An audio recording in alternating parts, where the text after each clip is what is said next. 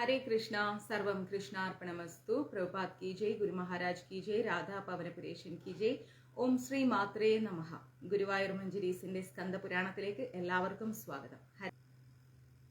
ഹരേ കൃഷ്ണ. ഒരുപാട് സന്തോഷം. ഇങ്ങനെ ഓരോരുത്തർക്കും ഓരോരോ അനുഗ്രഹങ്ങൾ ഭഗവാന്റേത് കിട്ടിയെന്ന് അറിയുമ്പോൾ ഒരുപാട് സന്തോഷമുണ്ട്. കാരണം നിങ്ങളുടെ ആ ഒരു എന്താ പറയാ അകമഴിഞ്ഞ പ്രാർത്ഥന, ഡെഡിക്കേഷൻ, ഭഗവാനോടുള്ള ഏറ്റവും വലിയൊരു ആത്മബന്ധം, അതാണ് നിങ്ങൾക്ക് ഓരോരോ വഴികളായിട്ട് ഭഗവാൻ തുറന്നു തരുന്നത്. ഞാൻ എല്ലാ ക്ലാസ്സിലും പറയുന്നത് പോലെ ഇപ്പോഴും പറയുന്നു, നമ്മൾ ഒരുപാട് സങ്കടപ്പെടേണ്ട കാര്യമൊന്നുമില്ല ജീവിതത്തിൽ. പ്രശ്നങ്ങളൊക്കെ വരും, പ്രശ്നങ്ങളില്ലാത്ത ആരും തന്നെ ഈ ഭൂമിയിലില്ല. പക്ഷെ ആ പ്രശ്നങ്ങളെ നേരിട്ട് നമ്മൾ ആ കടമ്പ കടന്ന് ഭഗവാനിലേക്ക് അടുക്കുമ്പോഴാണ് നമുക്ക് എന്തുണ്ടാവുന്നത്, ജീവിതത്തിൽ ഒരു വിജയം ഉണ്ടാവുന്നത്, അല്ലെ? അല്ലാതെ അയ്യോ എനിക്ക് വിഷമാണേ, ടെൻഷനാണേ, പ്രശ്നങ്ങളാണേ എന്ന് പറഞ്ഞിരുന്നാൽ പിന്നെ നമ്മൾ അങ്ങനെ ഇരിക്കലേ ഉണ്ടാവും. എല്ലാ പ്രതിസന്ധികളെയും മറികടന്നിട്ട് ജീവിതത്തിൽ ഒരു വിജയം കരസ്ഥമാക്കും എന്ന ഉറച്ച മനോഭാവത്തോടു കൂടി നമ്മൾ മുന്നോട്ട് പോകണം. അങ്ങനെ പോകുന്ന സമയത്ത് നമ്മൾ ആദ്യം തിരിച്ചറിയേണ്ട കാര്യം, നമ്മുടെ കൂടെ ആരും ഉണ്ടാവില്ല എന്നുള്ളതാണ്. നമ്മൾക്ക് നമ്മൾ മാത്രമേ ഉണ്ടാവൂ എന്നുള്ള ആ ഒരൊറ്റ തീരുമാനം അല്ലെങ്കിൽ ആ ഒരു വിശ്വാസം, അത് നമ്മളെ ഉള്ളിൽ എഴുതി വെക്കണം. അപ്പൊ നമ്മൾ എവിടെയും തളർന്നു പോവില്ല. ആ കത്രിക മഞ്ഞ ബിന്ദുമ്മ എവിടെ? മഞ്ഞ മഞ്ഞ നമ്മള് തിരിയുടെ ഇതെടുക്കുന്ന. ഒരു മിനിറ്റ്, ഇങ്ങോട്ടാ അത് കൊണ്ടുവിടും. അത് കണ്ടിക്കാനല്ല.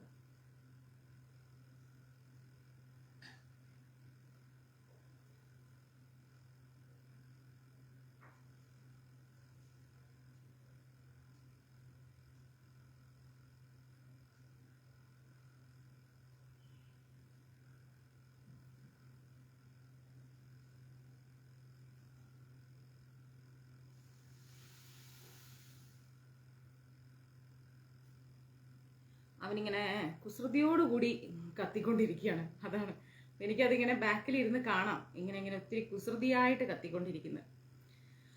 അപ്പോ എന്തായിരുന്നു എന്ന് ഓർത്തു കഴിഞ്ഞാൽ സാരമില്ല കണ്ണാ.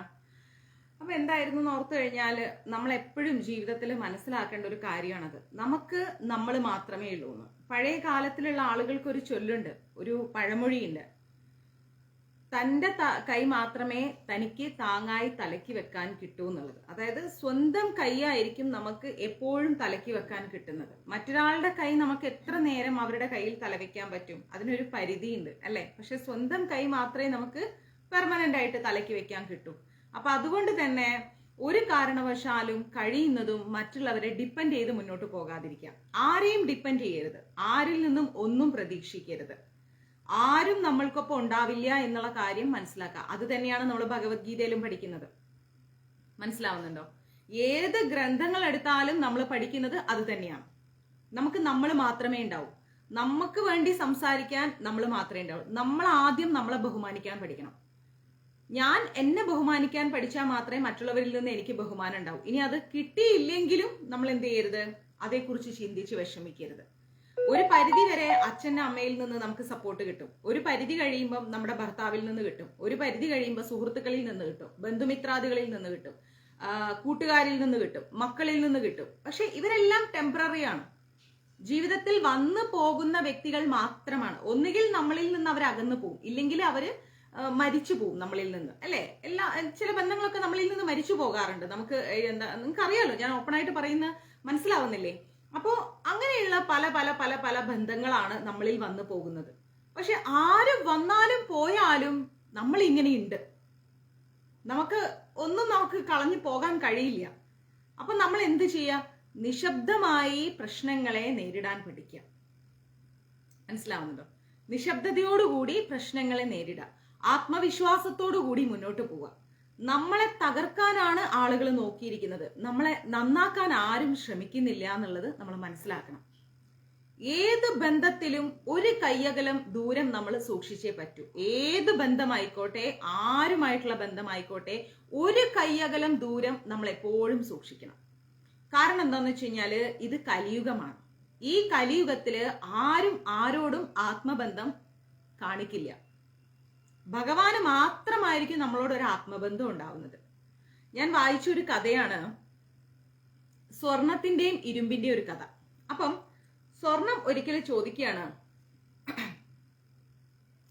എന്താണ് എന്നെ, അപ്പൊ സ്വർണം പറയാണ്, എന്നെ അടിച്ച് ഷേപ്പാക്കാൻ വേണ്ടി, സ്വർണത്തിനെ അടിച്ച് ഷേപ്പാക്കി കൊണ്ടുവരാൻ വേണ്ടിയിട്ട് ഇരുമ്പാണ് ഉപയോഗിക്കുന്നത്.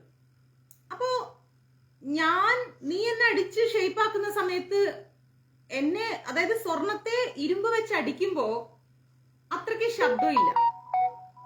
അപ്പൊ സ്വർണം ചോദിക്കുകയാണ്, ഞാൻ വാവിട്ട് കരയുന്നില്ലല്ലോ നീ എന്നെ അടിക്കുമ്പോ, പക്ഷേ നിന്നെ ശരിപ്പെടുത്തി കൊണ്ടുവരാൻ എന്താണ്, നിന്നെ തന്നെയാണ് ഉപയോഗിക്കുന്നത്.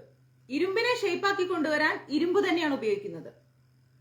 അപ്പൊ നിന്നെ അടിക്കുമ്പോ നീ എന്തിനാണ് ഇങ്ങനെ ഭയങ്കരമായിട്ട് ശബ്ദം ഉണ്ടാക്കണം? അതായത് രണ്ട് ഇരുമ്പുകൾ തമ്മിൽ ചേരുമ്പോ ഭയങ്കര ശബ്ദമാണ്, മനസ്സിലാവുന്നത്. ഒരു ഇരുമ്പിനെ ശരിയാക്കാൻ മറ്റൊരു ഇരുമ്പ് വെച്ച് അടിക്കുമ്പോ ആ ശബ്ദം വളരെ വലുതാണ്. നിങ്ങൾ ആലയിലൊക്കെ കണ്ടിട്ടില്ലേ?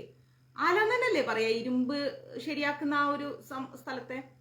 അപ്പൊ അവിടെ കണ്ടിട്ടില്ലേ ഭയങ്കര ശബ്ദമാണ് ഇരുമ്പിന്റെ ടാക് ടാക് ടാക് എന്ന് പറഞ്ഞിങ്ങനെ അടിച്ച് ശരിയാക്കുമ്പോ. അതേസമയം ഒരു ജ്വല്ലറിയിൽ പോവുകയാണെങ്കിൽ ഇരുമ്പ് വെച്ചിട്ട് സ്വർണത്തിൽ തട്ടുമ്പോ അത്രയ്ക്ക് ശബ്ദമില്ല. അപ്പൊ സ്വർണം ചോദിക്കാണ്, നിന്നെ വെച്ചിട്ട് എന്നെ അടിക്കുമ്പോ അത്രയും ഞാൻ വാവിട്ട് കരയുന്നില്ലല്ലോ, പക്ഷെ നിന്നെ അടിക്കുന്നത് നിന്നെ വെച്ചിട്ട് തന്നെയാണ്. അപ്പൊ നീ എന്തിനാണ് ഇത്രയും ശബ്ദത്തിൽ കരയുന്നതെന്ന് ചോദിച്ചു.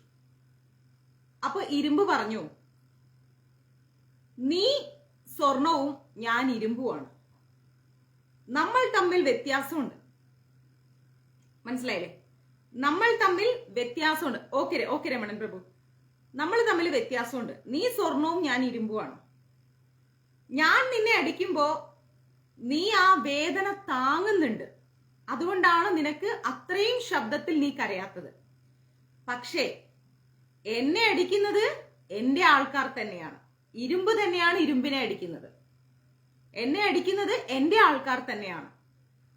ആ വേദന എനിക്ക് താങ്ങാൻ പറ്റുന്നില്ല. ഇത് തന്നെയാണ് മനുഷ്യന്റെ അവസ്ഥയും. നമ്മുടെ കൂടെയുള്ളവര് നമ്മളെ വേദനിപ്പിക്കുമ്പോഴാണ് ആ വേദന താങ്ങാതെ നമ്മൾ അലമുറയിട്ട് പോകുന്നത്. അപ്പൊ നമ്മൾ മനസ്സിലാക്കണം, നമ്മുടെ കൂടെയുള്ളവര് തന്നെയാണ് നമുക്ക് ശത്രുക്കളായി മാറുക, പുറത്തു നിന്ന് വരുന്ന ആൾക്കാരായിരിക്കില്ല. അപ്പൊ അതുകൊണ്ട് എന്ത് ചെയ്യണം? നമ്മൾ എപ്പോഴും സമചിത്തതയോടുകൂടി മുന്നോട്ട് പോവുക, ശാന്തിയോടുകൂടി മുന്നോട്ട് പോവുക. ഫ്രസ്ട്രേഷൻ വേണ്ട ജീവിതത്തില്.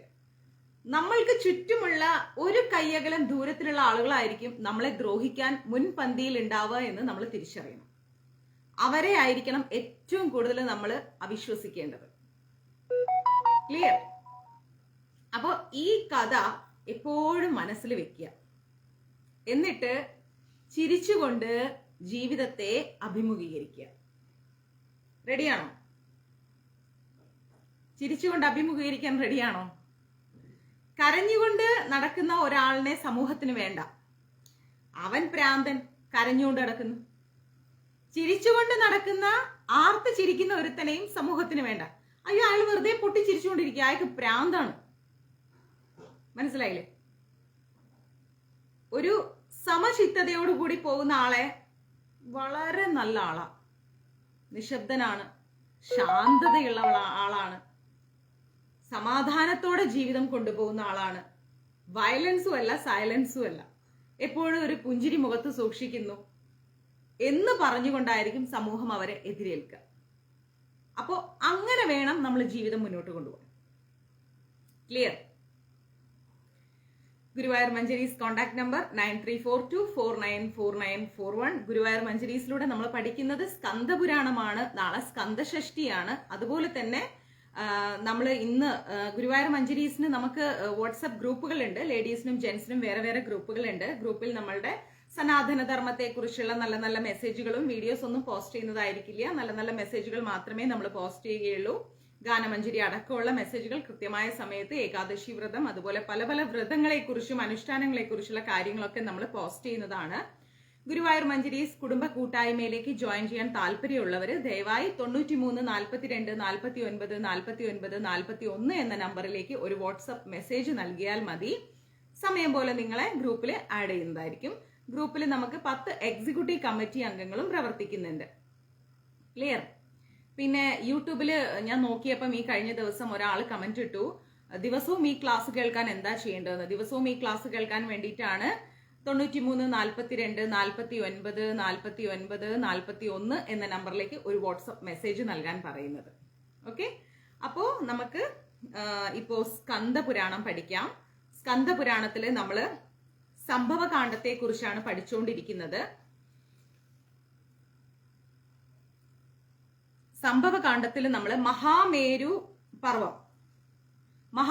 പർവത്തെ കുറിച്ചാണ് ഇനി നമ്മൾ മഹാമേരു പർവം പഠിച്ചു അല്ലേ. ഇനി നമ്മൾ പഠിക്കുന്നത്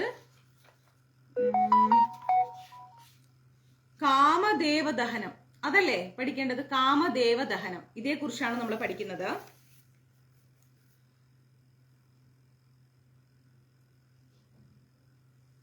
ഇന്നലത്തെ ക്ലാസ് എല്ലാവർക്കും ഓർമ്മയുണ്ടല്ലോ അല്ലെ?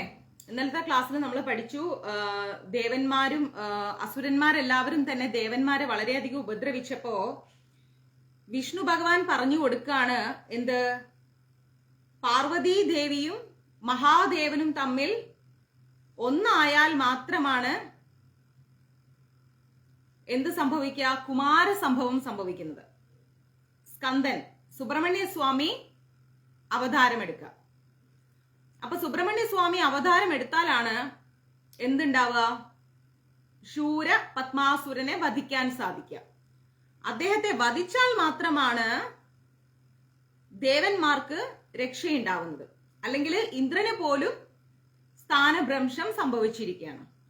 പക്ഷെ ഇവിടെ മഹാദേവൻ ധ്യാനത്തിലാണ്, ശ്രീ പാർവതി ദേവിയും തപസ്സിലാണ്. ഇവർ തമ്മിൽ സംയോജിക്കണമെങ്കിൽ മഹാദേവന്റെ ധ്യാനം അവസാനിക്കണം അല്ലെ? അതിനെന്താണ് വഴി എന്നുള്ളത് മഹാവിഷ്ണു പറഞ്ഞു കൊടുക്കാണ്. എന്താ വഴി? കാമദേവ ദഹനം. ഓക്കെ, മനോവധി നഗരത്തില് എത്തിച്ചേർന്ന ബ്രഹ്മദേവൻ എത്തിച്ചേർന്നു.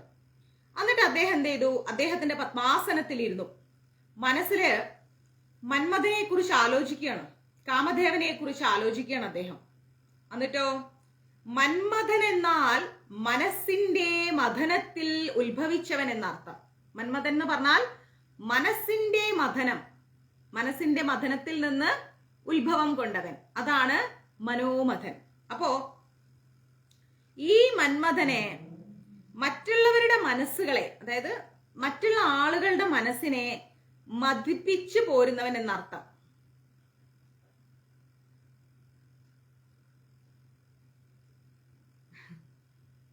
ഓക്കെ കുഞ്ഞാവേ, അപ്പൊ മറ്റുള്ളവരുടെ മനസ്സുകളെ മതിപ്പിച്ചിട്ട് മനസ്സുകളെ മതിപ്പിച്ചു പോരുന്നവനും അർത്ഥമാകുന്നതിൽ തെറ്റില്ല. അതായത് ഒറ്റ വാക്കിൽ പറഞ്ഞാല് നമ്മുടെ മറ്റുള്ള ആളുകളുടെ മനസ്സിനെ ഒരു സ്ഥിരമായ തീരുമാനത്തിൽ നിർത്താതെ, നമ്മൾ പറയില്ലേ വൈബ്രേറ്റഡ് മൈൻഡ് എന്നൊക്കെ പറയില്ലേ, അതായത് ഒരു സ്ഥിരതയില്ലാത്ത മനസ്സിന് ഉടമ എന്നൊക്കെ പറയില്ലേ, അങ്ങനെയുള്ള രീതിയിലേക്ക് മറ്റുള്ളവരുടെ മനസ്സിനെ കൊണ്ടു ചെന്നെത്തിക്കുന്ന വ്യക്തിയെ നമുക്ക് മന്മഥൻ എന്ന് പറയാൻ പറ്റും. മഹാവിഷ്ണുവിന്റെ മനോമഥനത്തിൽ മാനസപുത്രനായി അവതരിച്ചവനാണ് മന്മഥൻ. മഹാവിഷ്ണുവിന്റെ മനസ്സില് ഒരു മിനിറ്റ് കേട്ടോ.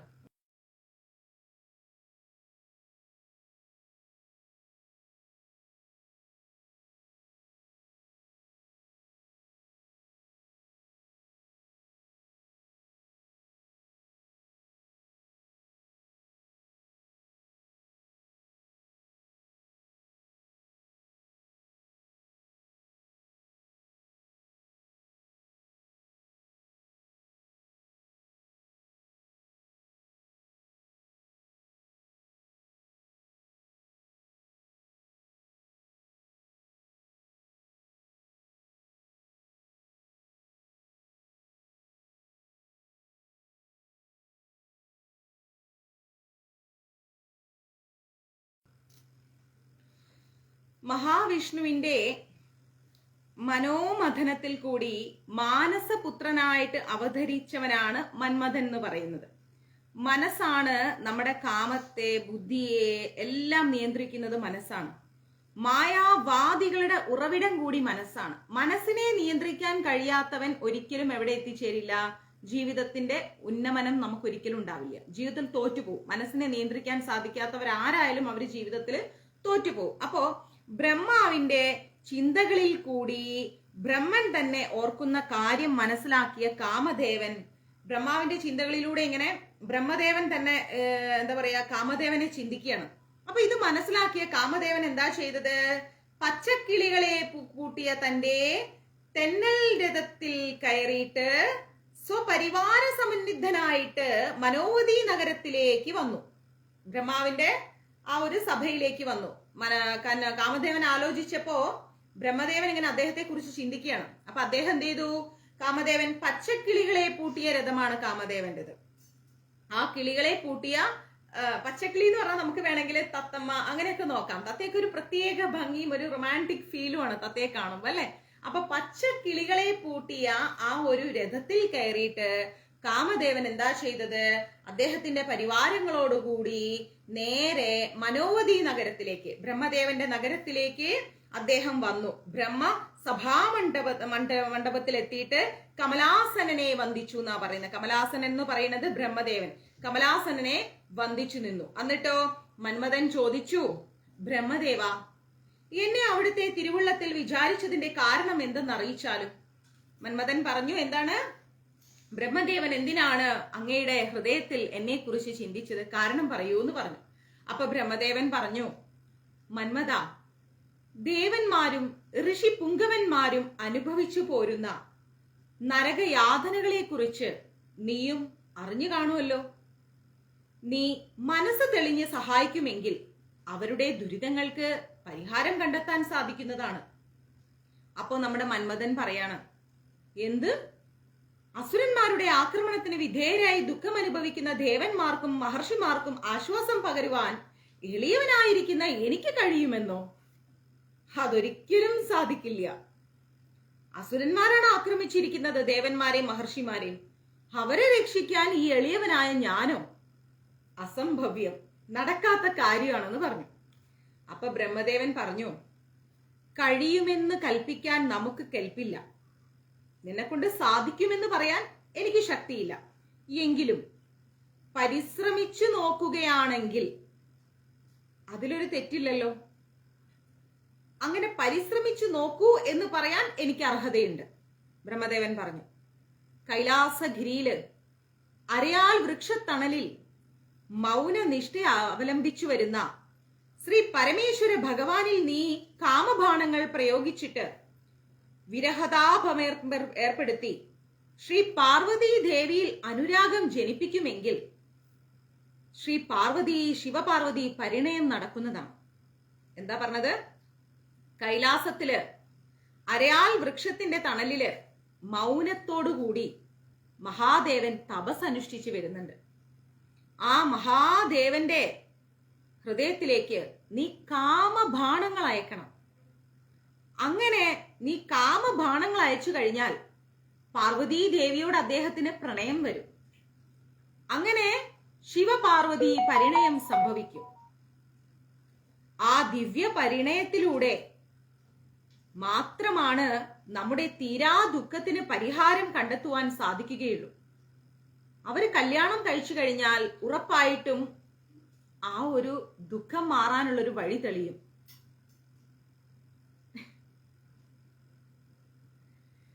ബ്രഹ്മാവിന്റെ വാക്കുകൾ കേട്ടപ്പോ മദനൻ കൂരമ്പേറ്റ കൃഷ്ണമൃഗത്തെ പോലെ മനം നൊന്തുകൊണ്ട് പിടഞ്ഞു. അയ്യോ, എന്താ ഈ കേൾക്കുന്നത്? എനിക്ക് സഹിക്കാൻ പറ്റാത്ത കാര്യമാണ് അങ്ങ് പറയുന്നതെന്ന് പറഞ്ഞു. ശിവനിന്ദ ചെയ്യുക എന്നത് പാപമേറിയ മ്ലേച്ഛ കൃത്യത്തെ കുറിച്ച് ഓർക്കുവാൻ പോലും ശക്തിയില്ലാത്ത കാമദേവൻ തന്റെ ദയനീയ അവസ്ഥ ബ്രഹ്മദേവനോട് പറഞ്ഞു. ധ്യാനത്തിലിരിക്കുന്ന മഹാദേവന്റെ ഹൃദയത്തിലേക്ക് കാമബാണങ്ങൾ അയക്കുകയോ? അത് ശിവനിന്ദയാണ്. എനിക്കത് ചെയ്യാൻ സാധിക്കില്ല. അത്രയും വലിയൊരു മ്ലേച്ഛ കൃത്യം ഞാൻ എങ്ങനെയാണ് ബ്രഹ്മദേവ ചെയ്യുന്നതെന്ന് ചോദിച്ചു. അപ്പൊ കാമദേവൻ പറയാണ്, സൃഷ്ടാവേ, ജ്ഞാനം, അനുകമ്പ, മുതലായ സദ്ഗുണങ്ങളെല്ലാമുള്ള മഹാന്മാർ തങ്ങൾക്ക് ദ്രോഹം ചെയ്യുന്നവരോട് പോലും ദയ കാട്ടുന്നതാണ്.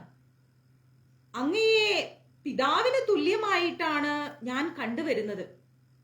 പിതാവിന് തുല്യമല്ല, പിതാവ് തന്നെയാണ് അങ്ങ് എനിക്ക്. ഈ എളിയവൻ അങ്ങനെയാണ് നാളിതുവരെ കണ്ടിട്ടുള്ളത്. ആ വിലപ്പെട്ട വിശ്വാസത്തോടു കൂടി തന്നെയാണ് അങ്ങ് എന്നെ കുറിച്ച് ചിന്തിച്ചപ്പോ ഞാൻ അങ്ങയെ കാണാൻ ഓടി വന്നതും. പക്ഷെ ഇത്രയും ക്രൂരമായ ഒരു കുറ്റം ചെയ്യാൻ അങ്ങ് എന്തിനാണ് എന്നെ പ്രേരിപ്പിക്കുന്നത്?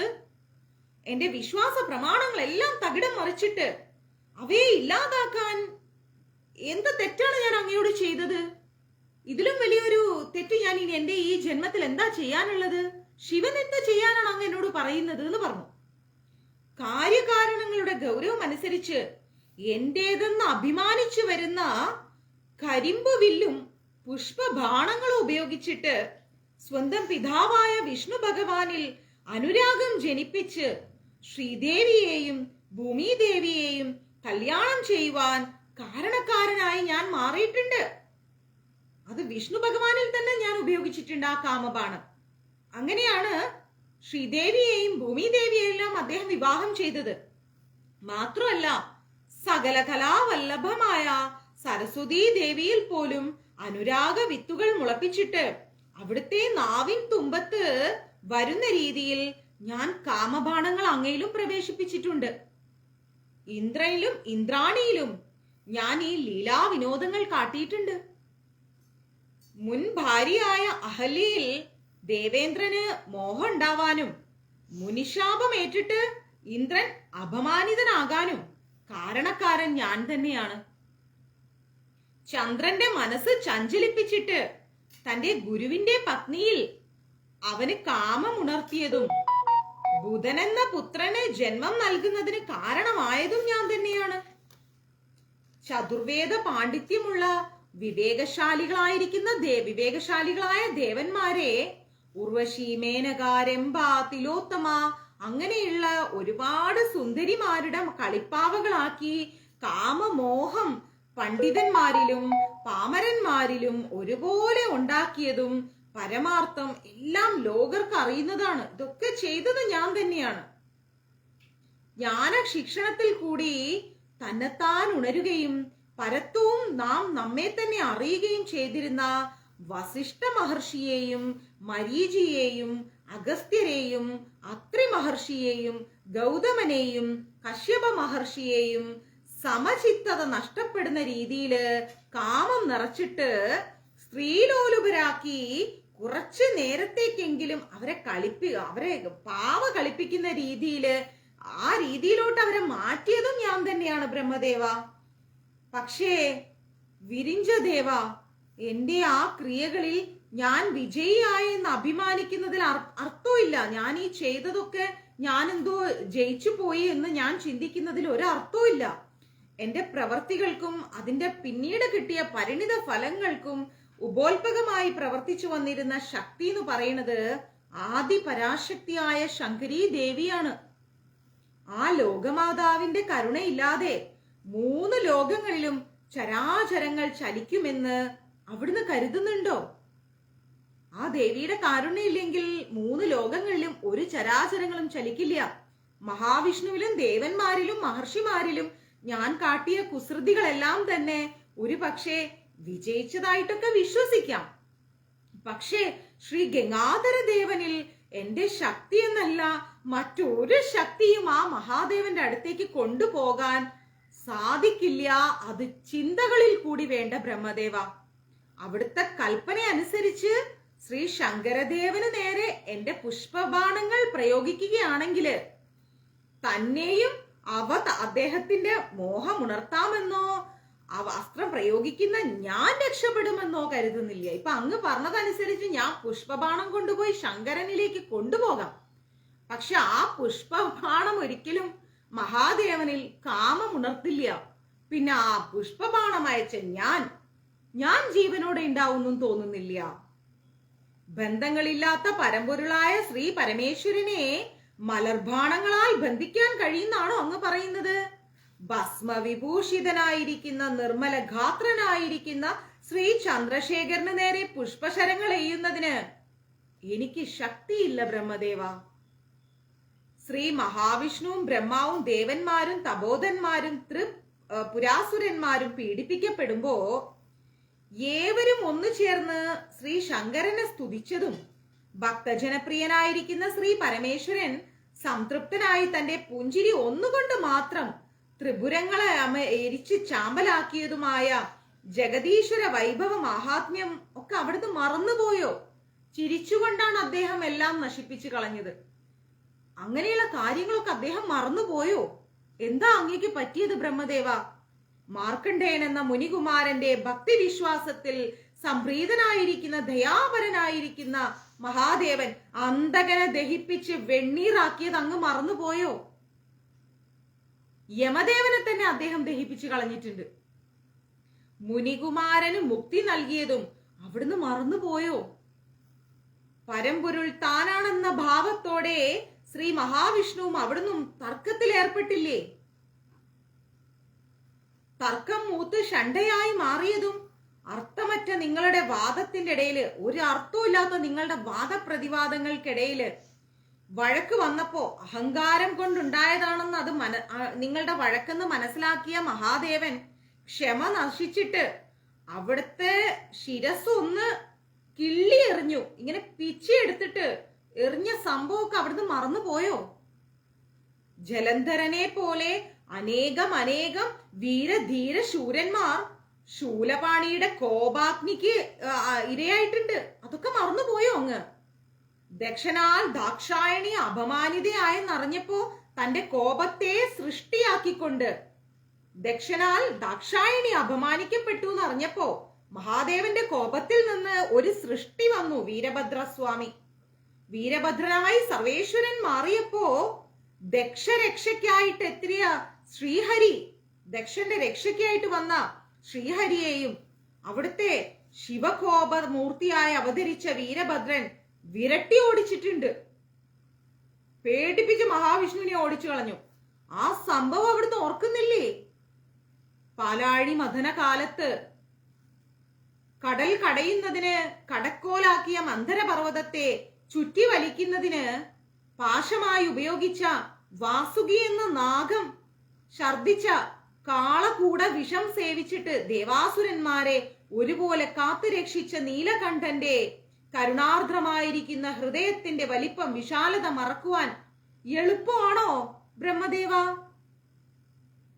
പരാശക്തിയുടെ തൃക്കരത്തിൽ നിന്ന് ഉത്ഭവിച്ച പ്രപഞ്ചങ്ങളെല്ലാം നശിപ്പിക്കുവാനുള്ള ശക്തിയോടെ കുലം കുത്തി ഒഴുകി വന്ന ഗംഗാഭവാനിയെ, ഗംഗാദേവിയെ തന്റെ ജഡമുടിയിൽ തടഞ്ഞു നിർത്തി ലോകരക്ഷ ചെയ്ത ഗംഗാധര മഹിമകൾ മറക്കുവാൻ കഴിയുന്നതാണോ ബ്രഹ്മദേവ? ദാരുക വനത്തിലെ മുനിപത്നിമാരുടെ പാതിവ്രത്യ പരീക്ഷണത്തിൽ ഗർവിതരായിരിക്കുന്ന മഹർഷിമാർ ഈശ്വരന് നേരെ നിയോഗിച്ച മതയാനകളെയും പുലികളെയും തന്റെ തൃക്കരങ്ങൾ മാത്രം ഉപയോഗിച്ച് അടിച്ചു കൊന്ന് തോലുരിച്ചെടുത്തിട്ട് ആ തോല് വസ്ത്രമായി ധരിച്ചിരിക്കുന്ന യോഗീശ്വരന്റെ അതിശയ ശക്തിയെ അങ്ങ് മറന്നുപോയോ? രാക്ഷസ ചക്രവർത്തിയായ രാവണൻ തന്റെ കൈകൾ കൊണ്ടുയർത്തിയ കൈലാസാദ്രിയെ ഇടതുകാൽ കൊണ്ട് ചവിട്ടി അമർത്തി രാവണ രാക്ഷസനെ പാതാളത്തോളം താഴ്ത്തിയ ആ ദിവ്യ ശിവശക്തി അവിടുന്ന് മറന്നുപോയോ? തൃക്കണ്ണുകളിലെ തീപ്പൊരികൾ ഈ പ്രപഞ്ചത്തെ ദഹിപ്പിക്കുവാൻ ശക്തിയുള്ളവയാണ്. ഈ എളിയവൻ കരിമ്പ് വില്ലും പുഷ്പശരങ്ങളുമായി അഗ്നിസ്ഫുലിംഗമായി ജ്വലിച്ചു നിൽക്കുന്ന ശ്രീ പരമേശ്വരനെ സമീപിച്ചാൽ തീയിലേക്ക് വീണുപോയ ഒരു ചിത്രശലഭത്തെ പോലെ വെന്ത് വെണ്ണീറായി തീരുമെന്ന കാര്യത്തിൽ ഒരു സംശയവും ഇല്ല ബ്രഹ്മദേവ. പ്രഭോ, ഈശ്വരന് നേരെ എന്നെ നിയോഗിക്കാനുള്ള കൽപ്പന ദയവായി പിൻവലിച്ചാലും ബ്രഹ്മദേവ. ഇത്രയൊക്കെ ചെയ്ത, ഇതിനപ്പുറവും ചെയ്ത മഹാദേവനിലേക്ക് കാമബാണം അയക്കാൻ എങ്ങനെ എന്നോട് അങ്ങേക്ക് പറയാൻ തോന്നി? തത്വപൂർണങ്ങളായിരിക്കുന്ന കാമദേവന്റെ സംസാരം കേട്ടപ്പോ ബ്രഹ്മദേവന്റെ ഹൃദയമാകെ ഒന്ന് പിടഞ്ഞു. ബ്രഹ്മദേവൻ പറഞ്ഞു, മദന, നിന്റെ സത്യവചനങ്ങളെല്ലാം ഞാൻ മാനിക്കുന്നുണ്ട്. പക്ഷേ ശൂരപത്മാസുരാദികളാൽ നമ്മൾ അനുഭവിച്ചു വരുന്ന യാതനകൾക്ക് മോചനം ലഭിക്കണമെങ്കിൽ ഈശ്വര കൃപ അത് മാത്രമേ സാധിക്കൂ. അത് മൗനത്തിലിരിക്കുന്ന മഹേശ്വരൻ പാർവതി ദേവിയെ കല്യാണം കഴിച്ചെങ്കിൽ മാത്രമേ കുമാരസംഭവം പ്രാപ്തമാവുകയുള്ളൂ. ആ അവതാര കുമാരനാൽ മാത്രമാണ് ഈ ശൂരപത്മാസുര ആദികൾക്ക് നാശം ഉണ്ടാവുകയുള്ളൂ കാമദേവ. അല്ലാതെ വേറെ വഴിയില്ല എൻ്റെ മുന്നിൽ. അതിന് മഹാദേവനും പാർവതി ദേവിയും കല്യാണം കഴിക്കണം കാമദേവ. അതിനാണ് ഞാൻ നിന്നോട് ഈ പുഷ്പബാണം മഹാദേവനിൽ അയക്കാൻ പറഞ്ഞത്. എങ്കിൽ മാത്രമേ മഹാദേവൻ ആ ഒരു യോഗ, ആ ഒരു തപസ് അവസാനിപ്പിക്കുകയുള്ളൂ, പാർവതി ദേവിയോടൊരു പ്രണയം തോന്നുകയുള്ളൂ എന്ന് പറഞ്ഞു. കാമദേവൻ പേടിച്ചു വിറച്ച് നിൽക്കുകയാണ് ഇതെല്ലാം കൂടെ കേട്ടിട്ട്. കാമദേവൻ പറഞ്ഞു, ബ്രഹ്മദേവ, പരമേശ്വരന്റെ കയ്യിൽ അഗ്നിയാണുള്ളത് ബ്രഹ്മദേവ. പുഞ്ചിരി പൊഴിച്ച് ത്രിപുരങ്ങളെയും ഭസ്മമാക്കിയ ആ ശൂലപാണിയുടെ തിരുവായ്ക്കുള്ളിലും അഗ്നിയാണ്, കയ്യിലും അഗ്നിയാണ്, വായലും അഗ്നിയാണ്. അഗ്നി സ്ഫുലിംഗമായി ജ്വലിച്ചു നിൽക്കുകയാണ് ശ്രീ ശങ്കരൻ. ആ മഹാദേവനെ മോഹിപ്പിക്കാൻ പോകുന്ന ഞാൻ മടങ്ങി വരുമെന്ന് വിശ്വസിക്കാൻ പോലും കഴിയില്ല. എനിക്ക് മടങ്ങി വരാൻ കഴിയില്ല. മോഹനാസ്ത്രങ്ങൾ തൊടുത്തുവിടാൻ ഉപയോഗിക്കുന്ന ഈ കരിമ്പ് വില്ല് ഈശ്വര വരപ്രധാനമാണ്. ഈശ്വരൻ നൽകിയ അനുഗ്രഹം തന്നെയാണ് ഈ കരിമ്പ് വില്ല്. എല്ലാവരിലും മോഹം ജനിപ്പിക്കാൻ ഞാൻ ഈ കരിമ്പ് വില്ല് ഉപയോഗിക്കുന്നത് ഈശ്വരന്റെ അനുഗ്രഹം തന്നെ. മേന്മയേറിയ ഈ മലർ ശരങ്ങളും ശങ്കരൻ നൽകിയത് തന്നെയാണ്. ശക്തിയെ ദാനം ചെയ്തിരിക്കുന്ന ഈ സർവശക്തനെതിരെ പോരാടി ജയിക്കണമെന്ന് മനസ്സിൽ കരുതുന്നതേ പാപമാണ്. എനിക്ക് ശങ്കരന്റെ നേരെ പോരാടി ജയിക്കാനാവില്ല. ആഹാരങ്ങാദികൾ നൽകി വളർത്തി വരുന്ന യജമാനന് നേരെ, എനിക്ക് ഭക്ഷണം നൽകി വസ്ത്രം നൽകി എന്നെ വളർത്തിക്കൊണ്ടുവരുന്ന യജമാനന്റെ നേരെ തന്നെ ആക്രമണം നടത്തുവാൻ ഒരുങ്ങുന്ന ഒരു വളർത്തു മൃഗം, ഒരു സ്വന്തമായിട്ട് നമ്മളെ സംരക്ഷിക്കുന്ന ഒരാൾക്ക് നേരെ നമ്മൾ ആക്രമണം നടത്തുമ്പോൾ ആ വളർത്തു മൃഗത്തെ പോലെ നന്ദികേട് കാട്ടാൻ എന്നോട് പറയരുത് ബ്രഹ്മദേവ. എനിക്കതിന് സാധിക്കില്ല ബ്രഹ്മദേവ. ഈ മലർശരങ്ങളും ഈ പുഷ്പബാണങ്ങളും ഈ കാമബാണങ്ങളും ഒക്കെ നൽകിയത് മഹാദേവൻ തന്നെ. എനിക്കിതെല്ലാം നൽകി അദ്ദേഹത്തിന് നേരെ തന്നെ എന്നോട് ഉപയോഗിക്കാൻ പറയരുത് ബ്രഹ്മദേവ എന്ന് പറഞ്ഞു. ഇതെല്ലാം കേട്ട ബ്രഹ്മദേവൻ പറഞ്ഞു, മന്മഥ, എല്ലാം ഈശ്വര നിശ്ചയം എന്ന് നീ മനസ്സിൽ ഉറപ്പിക്കൂ. നിന്നെ നിയോഗിക്കുവാനുള്ള തോന്നലിലും നിന്നെ നിയോഗിതനാക്കുന്നതിലും ഈശ്വരകൽപ്പനയുണ്ട്. നിന്നോട് ചെയ്യാൻ പറഞ്ഞതിലും ചെയ്യാൻ നീ നിയോഗിക്കപ്പെട്ടതിലും എല്ലാം ഈശ്വരകൽപ്പനയുണ്ട് മന്മഥ. ജരാനരയില്ലാത്ത ദേവന്മാർക്ക് തങ്ങൾക്ക് സമമായി മറ്റാരും ഇല്ലാന്ന് ദേവന്മാർ അഹങ്കരിച്ചിരുന്നു. അവർക്ക് ജരാനരകളൊന്നുമില്ല, പ്രായാവില്ല, വാർദ്ധക്യം വരില്ല. അപ്പൊ അവര് വിചാരിച്ച അവർക്ക് തുല്യരായിട്ട് ആരും ഇല്ലാന്ന്. അവരുടെ ഈ അഹങ്കാരം നശിപ്പിക്കാൻ വേണ്ടി യക്ഷരൂപം ധരിച്ച ശ്രീ പരമേശ്വരൻ ഒരു ചെറിയ പുൽക്കൊടി എടുത്ത് അവരുടെ മുമ്പിലേക്ക് ഇട്ടുകൊടുത്ത് ആ പുൽക്കൊടി ചലിപ്പിക്കാൻ കൽപ്പിച്ചു. നിങ്ങളെ കൊണ്ട് സാധിക്കാത്തൊന്നുമില്ല എന്നല്ലേ നിങ്ങൾ പറയുന്നത് എന്ന് പറഞ്ഞുകൊണ്ട് ഒരു പുൽക്കൊടി എടുത്തിട്ട് മഹാദേവൻ ദേവന്മാരുടെ മുമ്പിലിട്ടിട്ട് പറഞ്ഞു, നിങ്ങൾ അതൊന്ന് ചലിപ്പിക്കാൻ പറഞ്ഞു. വായു, വരുണൻ, അഗ്നി, ഇന്ദ്രൻ മുതലായ ദേവന്മാരെ പോലും ആ പുൽക്കൊടി ആരെ കൊണ്ടും ചലിപ്പിക്കാൻ സാധിച്ചില്ല. ഒന്നോർക്കുക, ശിവശക്തി മഹിമകളെ കൂടാതെ ചരാചരങ്ങൾ ചലിക്കുകയില്ലെന്ന് മനസ്സിലാക്കുക. എല്ലാം ശിവശക്തി ദായക ശക്തി എന്നതിന്റെ തെളിവുകളാണിതെല്ലാം. രൂപമായും രൂപമില്ലാത്ത അരൂപമായും സ്ഥിതി ചെയ്യുന്ന ശിവൻ നമ്മെ പാവകളെ പോലെ ചലിപ്പിച്ചുകൊണ്ടേയിരിക്കും. ചിരിച്ചും കളിപ്പിച്ചും രസിച്ചു വരികയാണ് ഭഗവാൻ. ആ ശക്തി ഇല്ലാതെ ഒരണു പോലും ചലിക്കില്ലെന്ന തത്വം സത്യമായ വാക്കുകളാണ്. എന്ത് തന്നെ ആയാലും ഏതു തന്നെ ആയാലും പരസഹായം ചെയ്യുക എന്നത് ഒരു പരമോന്നതമായ അനുഗ്രഹമാണ്. മറ്റുള്ളവർക്ക് സഹായം ചെയ്യുക എന്നത് ഒരു വലിയ അനുഗ്രഹമാണ്. പറയാതെ ചെയ്യുന്ന സഹായം ഉത്തമമാണ്. പറഞ്ഞിട്ട് ചെയ്യുന്ന പ്രവൃത്തിയെ മധ്യമമാണെന്ന് പറയും. നമ്മൾ ഒരാളുടെ ഒരു അവസ്ഥ കണ്ടറിഞ്ഞ് അവർക്ക് സഹായം ചെയ്യുമ്പോൾ അത് ഉത്തമം.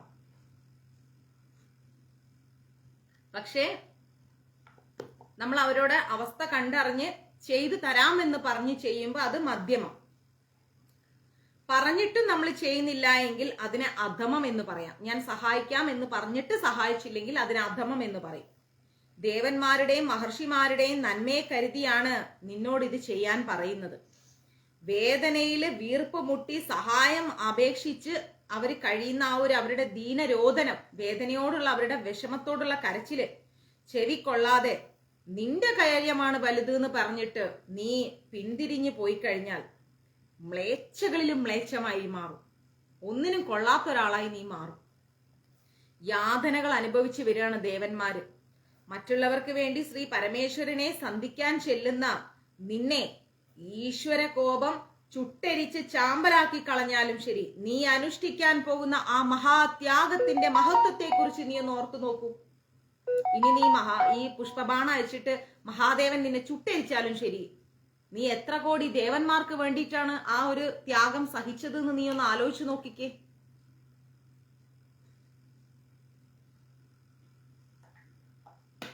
വൃതാസുരനെ വധിക്കാൻ ദദീജി മഹർഷി തന്റെ നട്ടെല്ല് ദാനം ചെയ്തിട്ട് ആത്മത്യാഗം ചെയ്ത സംഭവം നീ ഓർക്കുന്നില്ലേ? ശൂരപത്മാസുരാധികളുടെ ആക്രമത്തിൽപ്പെട്ട് വേദന അനുഭവിക്കുന്ന ദേവന്മാരെ രക്ഷിക്കാൻ ശ്രീ കുമാര ഭഗവാൻ അവതരിക്കേണ്ടിയിരിക്കുന്നു. കാമദേവ, ആ ദിവ്യ അവതാരം വൈകാതെ വരും. ശ്രീ ശങ്കരൻ അത് കൽപ്പിച്ചരുളിയിട്ടുണ്ട്. കുമാരസംഭവം വളരെ അത്യാവശ്യമായിട്ടാണ് ഇപ്പോ നമുക്ക് ആവശ്യമായിരിക്കുകയാണ്. വളരെ അത്യാവശ്യമാണ് കുമാരസംഭവം, കുമാരൻ അവതരിക്കുക എന്നുള്ളത്. ഈ സമയത്ത് കരിമ്പ്, വില്ല്, പഞ്ചബാണങ്ങളും എന്തിട്ട് നീ കൈലാസാദ്രിക്ക് ചെല്ലണം എന്നാണ് ഞാൻ നിന്നോട് കൽപ്പിക്കുന്നത് കാമദേവ. ബ്രഹ്മകൽപ്പനകളിലെ അർത്ഥം മനസ്സിലാക്കാൻ കാമദേവന് കഴിഞ്ഞു.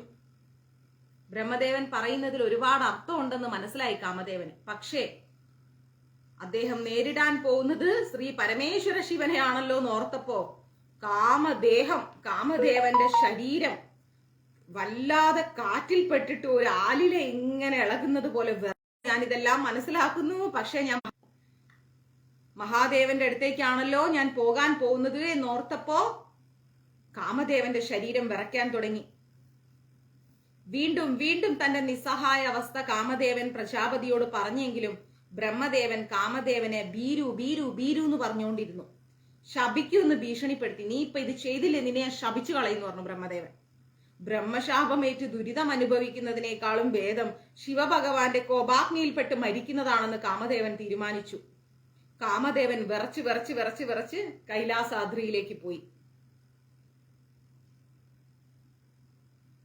കാമദേവൻ പറഞ്ഞു,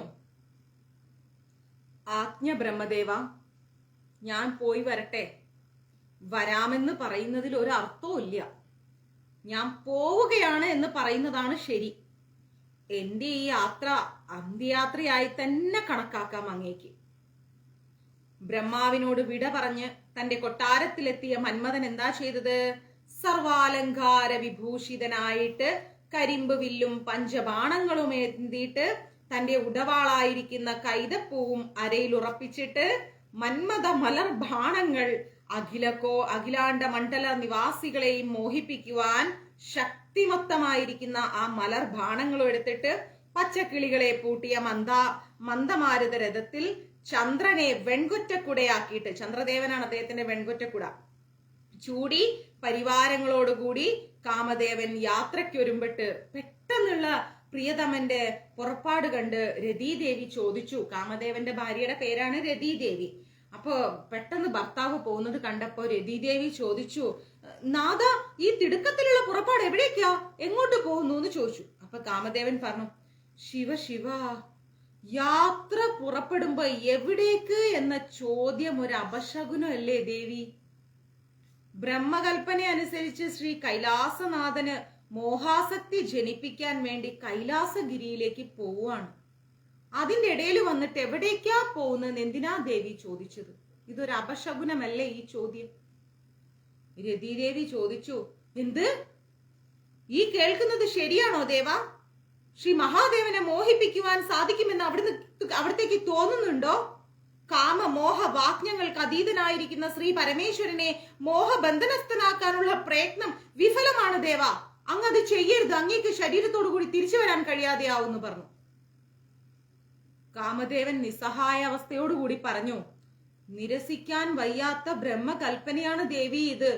ബ്രഹ്മശാപമേറ്റു ഉഴലുന്നതിനേക്കാൾ ഭേദം ശിവകോപത്തിനിരയായി മരണപ്പെടുന്നതാണ്.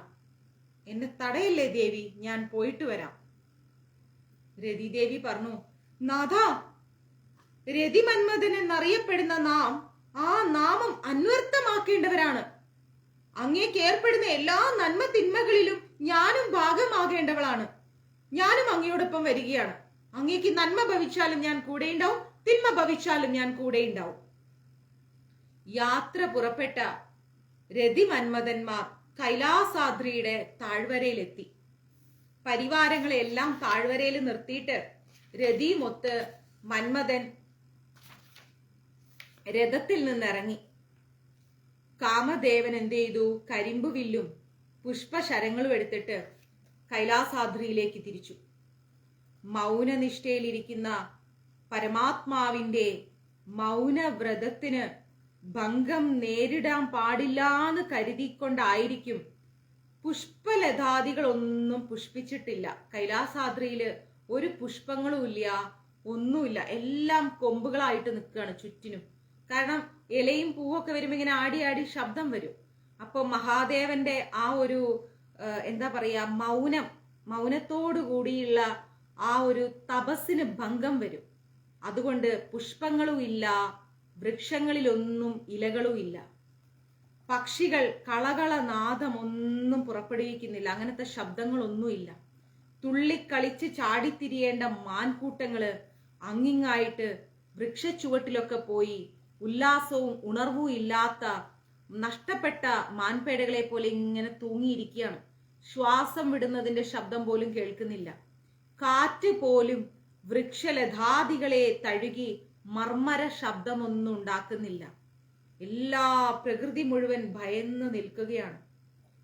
പ്രകൃതി മനോഹരമായിരിക്കുന്ന കൈലാസാദ്രിയുടെ പരിസരം പ്രസരിപ്പില്ലാതെ, ശബ്ദകോലാഹലങ്ങളില്ലാതെ മൗനനിദ്രയിൽ ലയിച്ചു നിൽക്കുന്നു.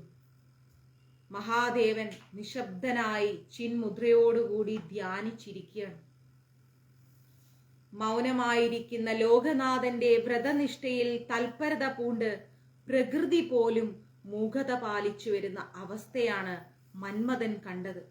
ചുറ്റും നോക്കിയ മന്മഥൻ നിശബ്ദത മാത്രം. പരിസരം നോക്കി നടന്ന കാമദേവന് ഉറങ്ങിക്കിടക്കുന്ന പ്രകൃതിയെ കണ്ട് ഭയം തോന്നി. ചരാചരങ്ങൾ പോലും ഈശ്വര മൗനനിഷ്ഠയിൽ ചലനമില്ലാതെ, തപോനിഷ്ഠയ്ക്ക്, മഹാദേവന്റെ തപസ്സിന് ഇളക്കം തട്ടാതെ പ്രകൃതി പോലും സംരക്ഷിച്ചു വരുന്നു. ആ സമയത്ത് ഞാൻ മഹാദേവന്റെ മൗനത്തെ ഭംഗം വരുത്തുവാനും ഭഗവാനിൽ കാമദാഹമുണർത്തുവാനും ശിവസന്നിധിയിൽ എത്തിച്ചേർന്നിരിക്കുന്നു. ഒരു ഭാഗത്ത് ബ്രഹ്മദേവന്റെ കൽപ്പന, മറുഭാഗത്ത് മഹാദേവനോടുള്ള ഭയഭക്തി വിശ്വാസങ്ങൾ. ധർമ്മസങ്കടാവസ്ഥയിൽപ്പെട്ട് എന്ത് ചെയ്യണമെന്നറിയാതെ കാമദേവൻ മനസ്സുരുകി വിറച്ചു നിൽക്കുകയാണ്. വിധി വൈബീര്യത്തെക്കുറിച്ച് ഓർത്തപ്പോൾ വല്ലാത്തൊരു വിധിയായിപ്പോയി എനിക്ക് എന്ന് ചിന്തിച്ചുകൊണ്ട് മന്മഥന്റെ കണ്ണുകളിൽ നിന്ന് ഇങ്ങനെ കണ്ണുനീര് വരികയാണ്. കരിമ്പ് വില്ല് കുലച്ച മദനൻ ആവനാഴിയിൽ നിന്ന് മലർശരമൂരിയെടുത്ത് പ്രകൃതിയെ ലക്ഷ്യമാക്കി പ്രാർത്ഥിച്ചുകൊണ്ട് ഒരു അമ്പെയ്തു. വൃക്ഷലതാദികളെല്ലാം പുഷ്പിച്ചു. കരിവണ്ടുകളെല്ലാം മൂളി മൂളി പറന്നു തുടങ്ങി. പുഷ്പങ്ങളിലെ തേൻ തുള്ളികൾ നുകരാൻ പൂമ്പാറ്റകളെല്ലാം വന്നു തുടങ്ങി. പക്ഷികൾ ഇണകളെ തേടി പാറി പറന്നു തുടങ്ങി. മാൻകൂട്ടങ്ങളെല്ലാം തുള്ളിച്ചാടി ഓടി. മയിലുകളെല്ലാം നൃത്തം ചവിട്ടി. മലർശരമേറ്റ പ്രകൃതി മനോഹാരിതയോടുകൂടി കോരിത്തരിച്ചു. കൈലാസ പരിസരം ആകെ മൊത്തം ഉണർന്നു. നിഷ്ഠാഭാവ മഹിമകൾ സനകാദി മഹർഷിമാർക്ക് ബോധിപ്പിച്ചുകൊണ്ട് മൗനത്തിലിരുന്ന ശ്രീ പരമേശ്വരന് കാവൽ നിന്നിരുന്ന നന്ദികേശ്വരൻ പ്രകൃതിയിലുള്ള വ്യത്യാസം കണ്ട് അതിന്റെ കാരണക്കാരൻ ആരാണെന്ന് ജ്ഞാനദൃഷ്ടിയിൽ നിന്ന് നന്ദികേശ്വരൻ മനസ്സിലാക്കി. ഇവയെല്ലാം കാമദേവന്റെ വികൃതിത്തരമാണെന്ന് മനസ്സിലാക്കിയ ദേഷ്യം വന്ന നന്ദിദേവൻ എന്ത് ചെയ്തു? കയ്യില് ദണ്ഡെടുത്തങ്ങ് ചുഴറ്റി ഹുങ്കാര ശബ്ദത്തോടുകൂടി ആ ഗർജനമായിരിക്കുന്ന ശബ്ദം കേട്ട് പ്രകൃതി വീണ്ടും പഴയ അവസ്ഥയിലേക്ക് പോയി. എല്ലാം നിശബ്ദമായി. പക്ഷികളെല്ലാം ഓടിപ്പോയി മരക്കൊമ്പിലിരുന്ന് ഉറങ്ങാൻ തുടങ്ങി. മാൻകൂട്ടങ്ങളും കരിവണ്ടുകളും എല്ലാം ഉണർവ് നഷ്ടപ്പെട്ട് അവിടെയും ഇവിടെയും തങ്ങിയിരുന്നു. കാമദേവനാൽ പ്രയോഗിക്കപ്പെട്ട വസന്തബാണം നന്ദികേശ്വരന്റെ ഹുങ്കാരധ്വനിയിൽ ശക്തി ക്ഷയിച്ചുപോയി. പ്രയോഗിച്ചവന്റെ ആവനാഴിയിലേക്ക് തന്നെ, കാമദേവന്റെ ആവനാഴിയിലേക്ക് തന്നെ ആ പുഷ്പബാണം വന്നിരുന്നു. ദേഷ്യം വന്ന് തന്റെ മുമ്പിൽ നിന്നിരുന്ന നന്ദിദേവനെ കണ്ട് കാമദേവൻ ആലില പോലെ വിറച്ചു. പെട്ടെന്ന് കണ്ണു തുറന്നു നോക്കുമ്പോ ദേഷ്യത്തോടുകൂടി ജ്വലിച്ചുകൊണ്ട് കാമദേവന്റെ മുമ്പിൽ നന്ദീശ്വരൻ. നന്ദിദേവനെ കണ്ട് കാമദേവൻ വിറച്ചുപോയി. പുലിയുടെ മുമ്പിൽ അകപ്പെട്ട മാൻകുട്ടിയെ പോലെ പേടിച്ചു വിറച്ച കാമദേവൻ നന്ദികേശ്വരന്റെ തൃപ്പാധാര വിന്ദങ്ങളിൽ ശരണം പ്രാപിച്ചു. താൻ അവിടെ വരാനുള്ള കാര്യം, ദയനീയ കഥ മന്മഥൻ നന്ദീശ്വരനോട് പറഞ്ഞു. പ്രഭോ, ഞാൻ ഒരു ബുദ്ധിമുട്ടുണ്ടാക്കാൻ ഇവിടെ വന്നതല്ല. ഇതാണ് കാരണം. ഇതിനാണ് ഞാൻ ഇവിടെ വന്നത്. കാമദേവനോട് ദയ തോന്നിയ നന്ദികേശ്വരൻ അവനോട് ക്ഷമിച്ചു. കാമദേവനോട് ക്ഷമിച്ചു. കാവൽക്കാരനായ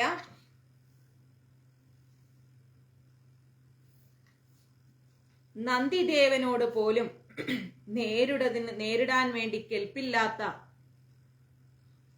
ഈ ഞാൻ എപ്രകാരമാണ് ദേവദേവനായ ശ്രീ പരമേശ്വരനിൽ മോഹമുണർത്തുന്നത്? നന്ദികേശ്വരനോട് പോലും നേരിടാൻ എനിക്ക് ശക്തിയില്ല, പിന്നെയല്ലേ ശ്രീ മഹാദേവൻ? ദുഃഖത്തോടുകൂടി കാമദേവന് സംശയം മാത്രമല്ല ലജ്ജയും തോന്നി. എങ്കിലും ചെയ്യാൻ ഉദ്ദേശിച്ച കാര്യത്തിൽ നിന്ന് പിന്തിരിയാൻ സാധിക്കാത്തൊരവസ്ഥയാണ് കാമദേവന്റേത്. തനിക്ക് ലഭിക്കാൻ പോകുന്നത് ശാസനയാണോ, ശിക്ഷയാണോ, മരണദണ്ഡനയാണോ, എന്തോ ആയിക്കോട്ടെ, സാധാരണക്കാരിൽ നിന്ന് ആ ശിക്ഷ ഏറ്റുവാങ്ങുന്നതിലും ഭേദമാണ് സർവജ്ഞനായിരിക്കുന്ന ശ്രീ ശങ്കരനിൽ നിന്ന് വാങ്ങുന്നത്. ഒരുപാട് നേരത്തെ ആലോചനയ്ക്ക് ശേഷം നന്ദികേശ്വരനോട് മന്മഥൻ പറഞ്ഞു, നന്ദിദേവ, അഗ്നിയോടടുക്കുന്ന ഒരു ചിത്രശലഭം തീ ജ്വാലയെ ഭക്ഷണമാക്കാമെന്ന് കരുതി സമീപിക്കുന്നത്, ഒരു അഗ്നിയിലേക്ക് ഒരു ചിത്രശലഭം വീഴുമ്പോൾ ആ അഗ്നി ചിത്രശലഭത്തെ വിഴുങ്ങിക്കളയും. അതുപോലെയാണ് ഞാനിവിടെ വന്നിരിക്കുന്നത്. ജ്വലിക്കുന്ന അഗ്നികുണ്ഡമാണ് ഗംഗാധരൻ. ഞാൻ സമീപിക്കുന്നത് അറിവില്ലായ്മ കൊണ്ടാണോ, ജയിക്കാൻ സാധിക്കുമെന്നുള്ള എന്റെ മിഥ്യയായ ഒരു വിശ്വാസം കൊണ്ടാണോ, ഒരിക്കലും നടക്കാത്ത എന്റെ വിശ്വാസം കൊണ്ടാണോ? അല്ല, സമ്മർദ്ദം കൊടുങ്കാറ്റിൽപ്പെട്ട് ആത്മനാശം എന്ന കൊടുംതീയിൽ പതിക്കുവാൻ പറന്നു ചെല്ലുന്ന ഉണങ്ങിയ ഒരിലയെ പോലുള്ളവനാണ് ഞാൻ. അതോ ബ്രഹ്മദേവന്റെ സമ്മർദ്ദം കൊണ്ട് ഒരു കാറ്റിൽ പെട്ടുപോയ ഒരു ഇലയെ പോലെ ആയിട്ട് ഞാനിവിടെ വന്ന് നിൽക്കുകയാണോ? എനിക്ക് പിന്തിരിയാൻ ഒരു വഴിയുമില്ല. അറിഞ്ഞുകൊണ്ട് തന്നെ മരണദേവതയെ വരിക്കാൻ ഞാൻ വന്നിരിക്കുകയാണ് നന്ദികേശ്വര. കലാധരന്റെ സന്നിധാനത്തിലേക്ക് പ്രവേശിക്കുവാൻ എനിക്ക് അങ്ങ് അവിടുന്ന് അനുവാദം നൽകണം. ഞാൻ എന്തായാലും മരിച്ചു പോകും, അത് ഉറപ്പാണ്. പക്ഷെ എനിക്കിതിൽ നിന്ന് പിന്മാറാൻ ഒരു നിർവാഹവും ഇല്ല. അതുകൊണ്ട് മഹാദേവന്റെ സന്നിധിയിലേക്ക് പോകാൻ എനിക്ക് അനുവാദം നൽകണം. ആ സമയത്ത് സനകാദി മഹർഷിമാർക്ക് ശിവജ്ഞാന ബോധം ഉപദേശിക്കാൻ മൗനത്തിലിരിക്കുകയാണ് ശ്രീ ഗംഗാധരൻ മഹാദേവൻ. അദ്ദേഹം അങ്ങനെ ഇരിക്കുന്നത് എന്തിനാണെന്ന് നന്ദീശ്വരൻ അറിയാം. ആരെയും കടത്തിവിടാൻ പാടില്ല എന്നുള്ളതാണ് ശ്രീ ഗംഗാധരനായിരിക്കുന്ന മഹാദേവന്റെ കൽപ്പനയും. കൽപ്പനയെ ലംഘിക്കുന്നതിന് വന്നിരിക്കുന്നവൻ മരണത്തെ പ്രാപിക്കുമെന്നുള്ള കാര്യം ഉറപ്പാണ്. തിരിച്ചു പോകാൻ ഒരു വഴിയില്ലാതെ ഈശ്വര സന്നിധാനത്തെ പ്രാപിക്കാൻ മദനൻ ആഗ്രഹിക്കുന്നുവെങ്കിൽ അവന് മരണം ഉറപ്പാണെന്ന് കരുതണം. വിധിയെ വെല്ലുക എന്ന് പറയുന്നത് നടക്കാത്ത കാര്യമാണ്. ഈശ്വര നിശ്ചയത്തെ മറികടക്കുക അതൊരിക്കലും സാധിക്കില്ല. കാമദേവൻ വന്നതും വരാനുള്ള കാരണവും അതിന് പ്രേരണമായ കാരണവും അവൻ ചെയ്യാൻ ഉദ്ദേശിക്കുന്ന പ്രവൃത്തിയും ഈശ്വര കൽപ്പന തന്നെയാണ്. കാമദേവന് സംഭവിക്കാനിരിക്കുന്ന ആപത്തിന് പിന്നിൽ ഏതെങ്കിലും ഒരു ദേവരഹസ്യം അതുണ്ടാവും, അതുറപ്പാ. ഏതായാലും മദനനെ ഭഗവത് സന്നിധാനത്തിലേക്ക് പ്രവേശിപ്പിക്കാം. നന്ദീശ്വരൻ വിചാരിച്ചു, ഇതൊക്കെ ഇത്രത്തോളം ആയില്ലേ, എന്തായാലും മദനനെ അങ്ങോട്ട് പ്രവേശിപ്പിക്കാം. നന്ദിദേവൻ പറഞ്ഞു, മദന, നിന്റെ ദയനീയ അവസ്ഥ നാം അറിയുന്നു. നിന്നെ ഈ സ്ഥിതിവിശേഷത്തിൽ എത്തിച്ചിരിക്കുന്നത് ഈശ്വര നിശ്ചയമാണെന്നാണ് എനിക്ക് തോന്നുന്നത്. സമാധാനിക്കൂ. പശ്ചിമ പ്രകാരദ്വാരത്തിൽ കൂടി സന്നിധാനത്തിലേക്ക് നീ പ്രവേശിച്ചുകൊള്ളൂ. നിന്നെ നാം തടയുന്നില്ല. ഒരിക്കൽ കൂടി കാമദേവൻ എന്ത് ചെയ്തു? നന്ദീശ്വരന്റെ പാതാരവിന്ദങ്ങളെ വന്ദിച്ച് കാമദേവൻ രതീദേവിയുടെ കൂടെ സന്നിധാനത്തിലേക്ക് പോകാനുള്ള പ്രകാശ ഗോപുരത്തെ ലക്ഷ്യമാക്കി നടക്കുകയാണ്. തന്റെ കർത്തവ്യം നിർവഹിക്കുന്നതിന് പൂർവ ഗോപുരത്തെ ലക്ഷ്യമാക്കി നന്ദിദേവനും യാത്രയായി. കൈലാസാദ്രിയിൽ എന്താണ് സംഭവിക്കാൻ പോകുന്നതെന്നറിയാതെ ബ്രഹ്മദേവന്മാർ ആലോചനയിലാണ്. ബ്രഹ്മദേവനും ദേവന്മാരൊക്കെ ആലോചിക്കുക, എന്താ അവിടെ ഇപ്പൊ സംഭവിക്കുക? ഈശ്വരന്റെ ഹൃദയത്തിൽ കാമദാഹമുണർത്തുന്നതിന് മദനനെ നിയോഗിച്ചെങ്കിലും ദേവന്മാർക്ക് ആകെ അസ്വസ്ഥത. അവിടെ എന്ത് സംഭവിക്കും? തങ്ങളുടെ പ്രവൃത്തിയുടെ ഫലം എന്തായിരിക്കും എന്നൊരാകാംക്ഷ ദേവഹൃദയങ്ങളെ മതിച്ചുകൊണ്ടിരിക്കുകയാണ്. ദേവന്മാരുടെ ഹൃദയത്തിൽ ഭയങ്കര വിഷമം ഉണ്ടാക്കിക്കൊണ്ടിരിക്കുകയാണ്. അവിടെ എന്ത് സംഭവിക്കും എന്നുള്ളൊരു തോന്നല്. അവരെല്ലാവരും കൈലാസാദ്രിയിലെ സംഭവം നേരിൽ കാണാൻ വീക്ഷിക്കുക എന്ന് തന്നെ തീരുമാനിച്ചു. അവർ വിചാരിച്ചു, എന്ത് സംഭവിച്ചാലും ശരി കൈലാസാദ്രിയിൽ പോയിട്ട് അവിടെ നടക്കുന്നത് എന്തായാലും ഒന്ന് നേരിട്ട് കാണാം. ബ്രഹ്മദേവനും ദേവേന്ദ്രനും മറ്റുള്ള ദേവന്മാരും എല്ലാം മനോവതി നഗരത്തിൽ നിന്ന് നേരെ കൈലാസത്തിലേക്ക് പോയി. ഇനി എന്തായാലും വരാനുള്ളത് വരും, അവിടെ ചെന്ന് എല്ലാം ഒന്ന് കണ്ടിട്ട് വരാം എന്ന് കരുതിക്കൊണ്ട് എല്ലാവരും അങ്ങോട്ട് പോയി. പശ്ചിമ ഗോപുര കവാടത്തിൽ കൂടി ശിവസന്നിധാനത്തിലേക്ക് പോയ കാമദേവൻ അകലെ ദൂരെ പേരാൽ വൃക്ഷച്ചുവട്ടിൽ നിഷ്ഠാനിരതനായിരിക്കുന്ന ശ്രീ പരമേശ്വരനെ ദർശിച്ചു. കാമദേവൻ നോക്കുമ്പോ ആ പേരാൽ വൃക്ഷച്ചുവട്ടിൽ ഇങ്ങനെ നിഷ്ഠയോടുകൂടി മഹാദേവൻ ഇരിക്കുകയാണ്. ചക്രവാക പക്ഷിയെ കണ്ട സിംഹക്കുട്ടിയെ പോലെ നടുങ്ങാൻ തുടങ്ങി കാമദേവൻ. പേടിച്ച് നടുങ്ങി മഹാദേവനെ കണ്ടപ്പോ. ഭയം കൊണ്ട് വില്ലും ശരങ്ങളും എല്ലാം വലിച്ചെറിഞ്ഞ് ബോധം പോയി താഴെ വീണു കാമദേവൻ. നിലം പതിച്ചു പോയി കാമദേവൻ. ഭഗവത് ദർശനത്തിൽ തന്റെ പ്രിയതമന്റെ പ്രാണൻ പോയെന്ന് കരുതി രതീദേവി പേടിച്ചുകൊണ്ട് മെല്ലെ ഭർത്താവിനെ താങ്ങിയെടുത്ത് മടിയിൽ കിടത്തി ആ ഒരു ഉടുത്ത സാരിയുടെ തലപ്പ് കൊണ്ട് സാവകാശത്തിൽ വീശാൻ തുടങ്ങി കാമദേവന്. തന്റെ ഭർത്താവിന്റെ മാറിടം ഹിതമായി രതീദേവി തലോടിക്കൊടുത്തു. ഇങ്ങനെ തലോടിക്കൊടുത്തു മടിയിൽ കിടത്തിയിട്ട്. ദുസ്വപ്നം കണ്ട് ഭയന്നവനെ പോലെ തനിക്ക് ചുറ്റും പേടിച്ചുകൊണ്ട് നോക്കിക്കൊണ്ട് കാമദേവൻ കണ്ണു തുറന്നു. പേടിച്ച് ഞെട്ടി കണ്ണു തുറന്നു, ചുറ്റും നോക്കി. അപ്പൊ നോക്കുമ്പോ രതീദേവിയുടെ മടിയിൽ കിടക്കുക കാമദേവൻ. രതീദേവിക്ക് ആശ്വാസായി. എന്റെ ഭർത്താവിനൊന്നും പറ്റിയിട്ടില്ല, മരിച്ചു പോയിട്ടില്ല. സമാധാനിച്ചു. ശിവനിന്ദയിൽ കൂടി തനിക്ക് ലഭിക്കാൻ പോകുന്ന ശിക്ഷയോർത്ത് പേടിച്ച മദനൻ ഇടറിയ സ്വരത്തിൽ രതീദേവിയോട് പറഞ്ഞു, ദേവി, ശ്രീ പരമേശ്വരന്റെ തൃക്കൺ ജ്വാലയിൽപ്പെട്ട് നിമിഷങ്ങൾക്കുള്ളിൽ ഞാൻ ചാമ്പലായി തീരും ദേവി. എനിക്ക് എന്തും സംഭവിച്ചു കൊള്ളട്ടെ. പത്മാസനനും ദേവന്മാരും എനിക്ക് നൽകിയിരിക്കുന്ന കടമയിൽ നിന്ന് ഞാൻ പിന്മാറില്ല ദേവി. ത്യാഗം നിസ്വാർത്ഥമാണെന്നിരിക്കുകയാണല്ലോ പ്രമാണം. അതുകൊണ്ട് മന്മഥന്റെ നാശത്തിൽ കൂടി ദേവന്മാർക്കും ഋഷികൾക്കും ഒക്കെ ദൈത്യ ശല്യമകന്ന് മംഗളം ഭവിക്കുന്നുവെങ്കിൽ ഞാൻ സന്തോഷവാനാണ്. അസുരന്മാരുടെ ശല്യത്തിൽ നിന്ന് ദേവന്മാരൊക്കെ രക്ഷപ്പെടുകയാണെങ്കിൽ ദേവി, ഞാൻ വളരെയധികം സന്തോഷവാനാണ് ദേവി. ഞാൻ മരിക്കുമെന്ന കാര്യം ഉറപ്പാണ് ദേവി എന്ന് പറഞ്ഞു. മനസ്സങ്ങ് ഉറപ്പിച്ച് വെച്ച് കഠിനപ്പെടുത്തിയിട്ട് മന്മഥൻ എന്തു ചെയ്തു? കരിമ്പ് വില്ല് കുലച്ച് പുഷ്പബാണം എടുത്ത് ഭഗവാന്റെ പാർശ്വഭാഗം ലക്ഷ്യമാക്കി കണ്ണടച്ചും കാമദേവൻ അങ്ങ് കാമബാണം പ്രയോഗിച്ചു മഹാദേവന്റെ വക്ഷസ്ഥാനത്തേക്ക്, പാർശ്വഭാഗത്തേക്ക്. ആ ബാണപ്രയോഗം പ്രതീക്ഷിച്ച ഫലം സിദ്ധിക്കാതെ വന്നു. ആ കാമബാണം ഒരു ഫലവും കൊടുത്തില്ല. ശ്രീ പരമേശ്വരനെ നോക്കി നിൽക്കുന്ന കാമദേവൻ ആവനാഴിയിലുള്ള സകല മോഹ അസ്ത്രങ്ങളും എടുത്തിട്ട് കരുണാർദ്രമായിരിക്കുന്ന ഈശ്വരന്റെ ഹൃദയത്തിലേക്ക് ലക്ഷ്യമാക്കി തുടരെ തുടരെ തുടരെ തുടരെ കാമബാണം അയച്ചു. ലക്ഷ്യം പിഴയ്ക്കാതെ പാഞ്ഞു ചെന്ന കാമാസ്ത്രങ്ങൾ പരമേശ്വരന്റെ തിരുമാറിടത്തിൽ പതിച്ച് ശിവഭഗവാന്റെ നിഷ്ഠയ്ക്ക് ഭംഗം സംഭവിച്ചു. ധ്യാനം ഭംഗപ്പെട്ടു.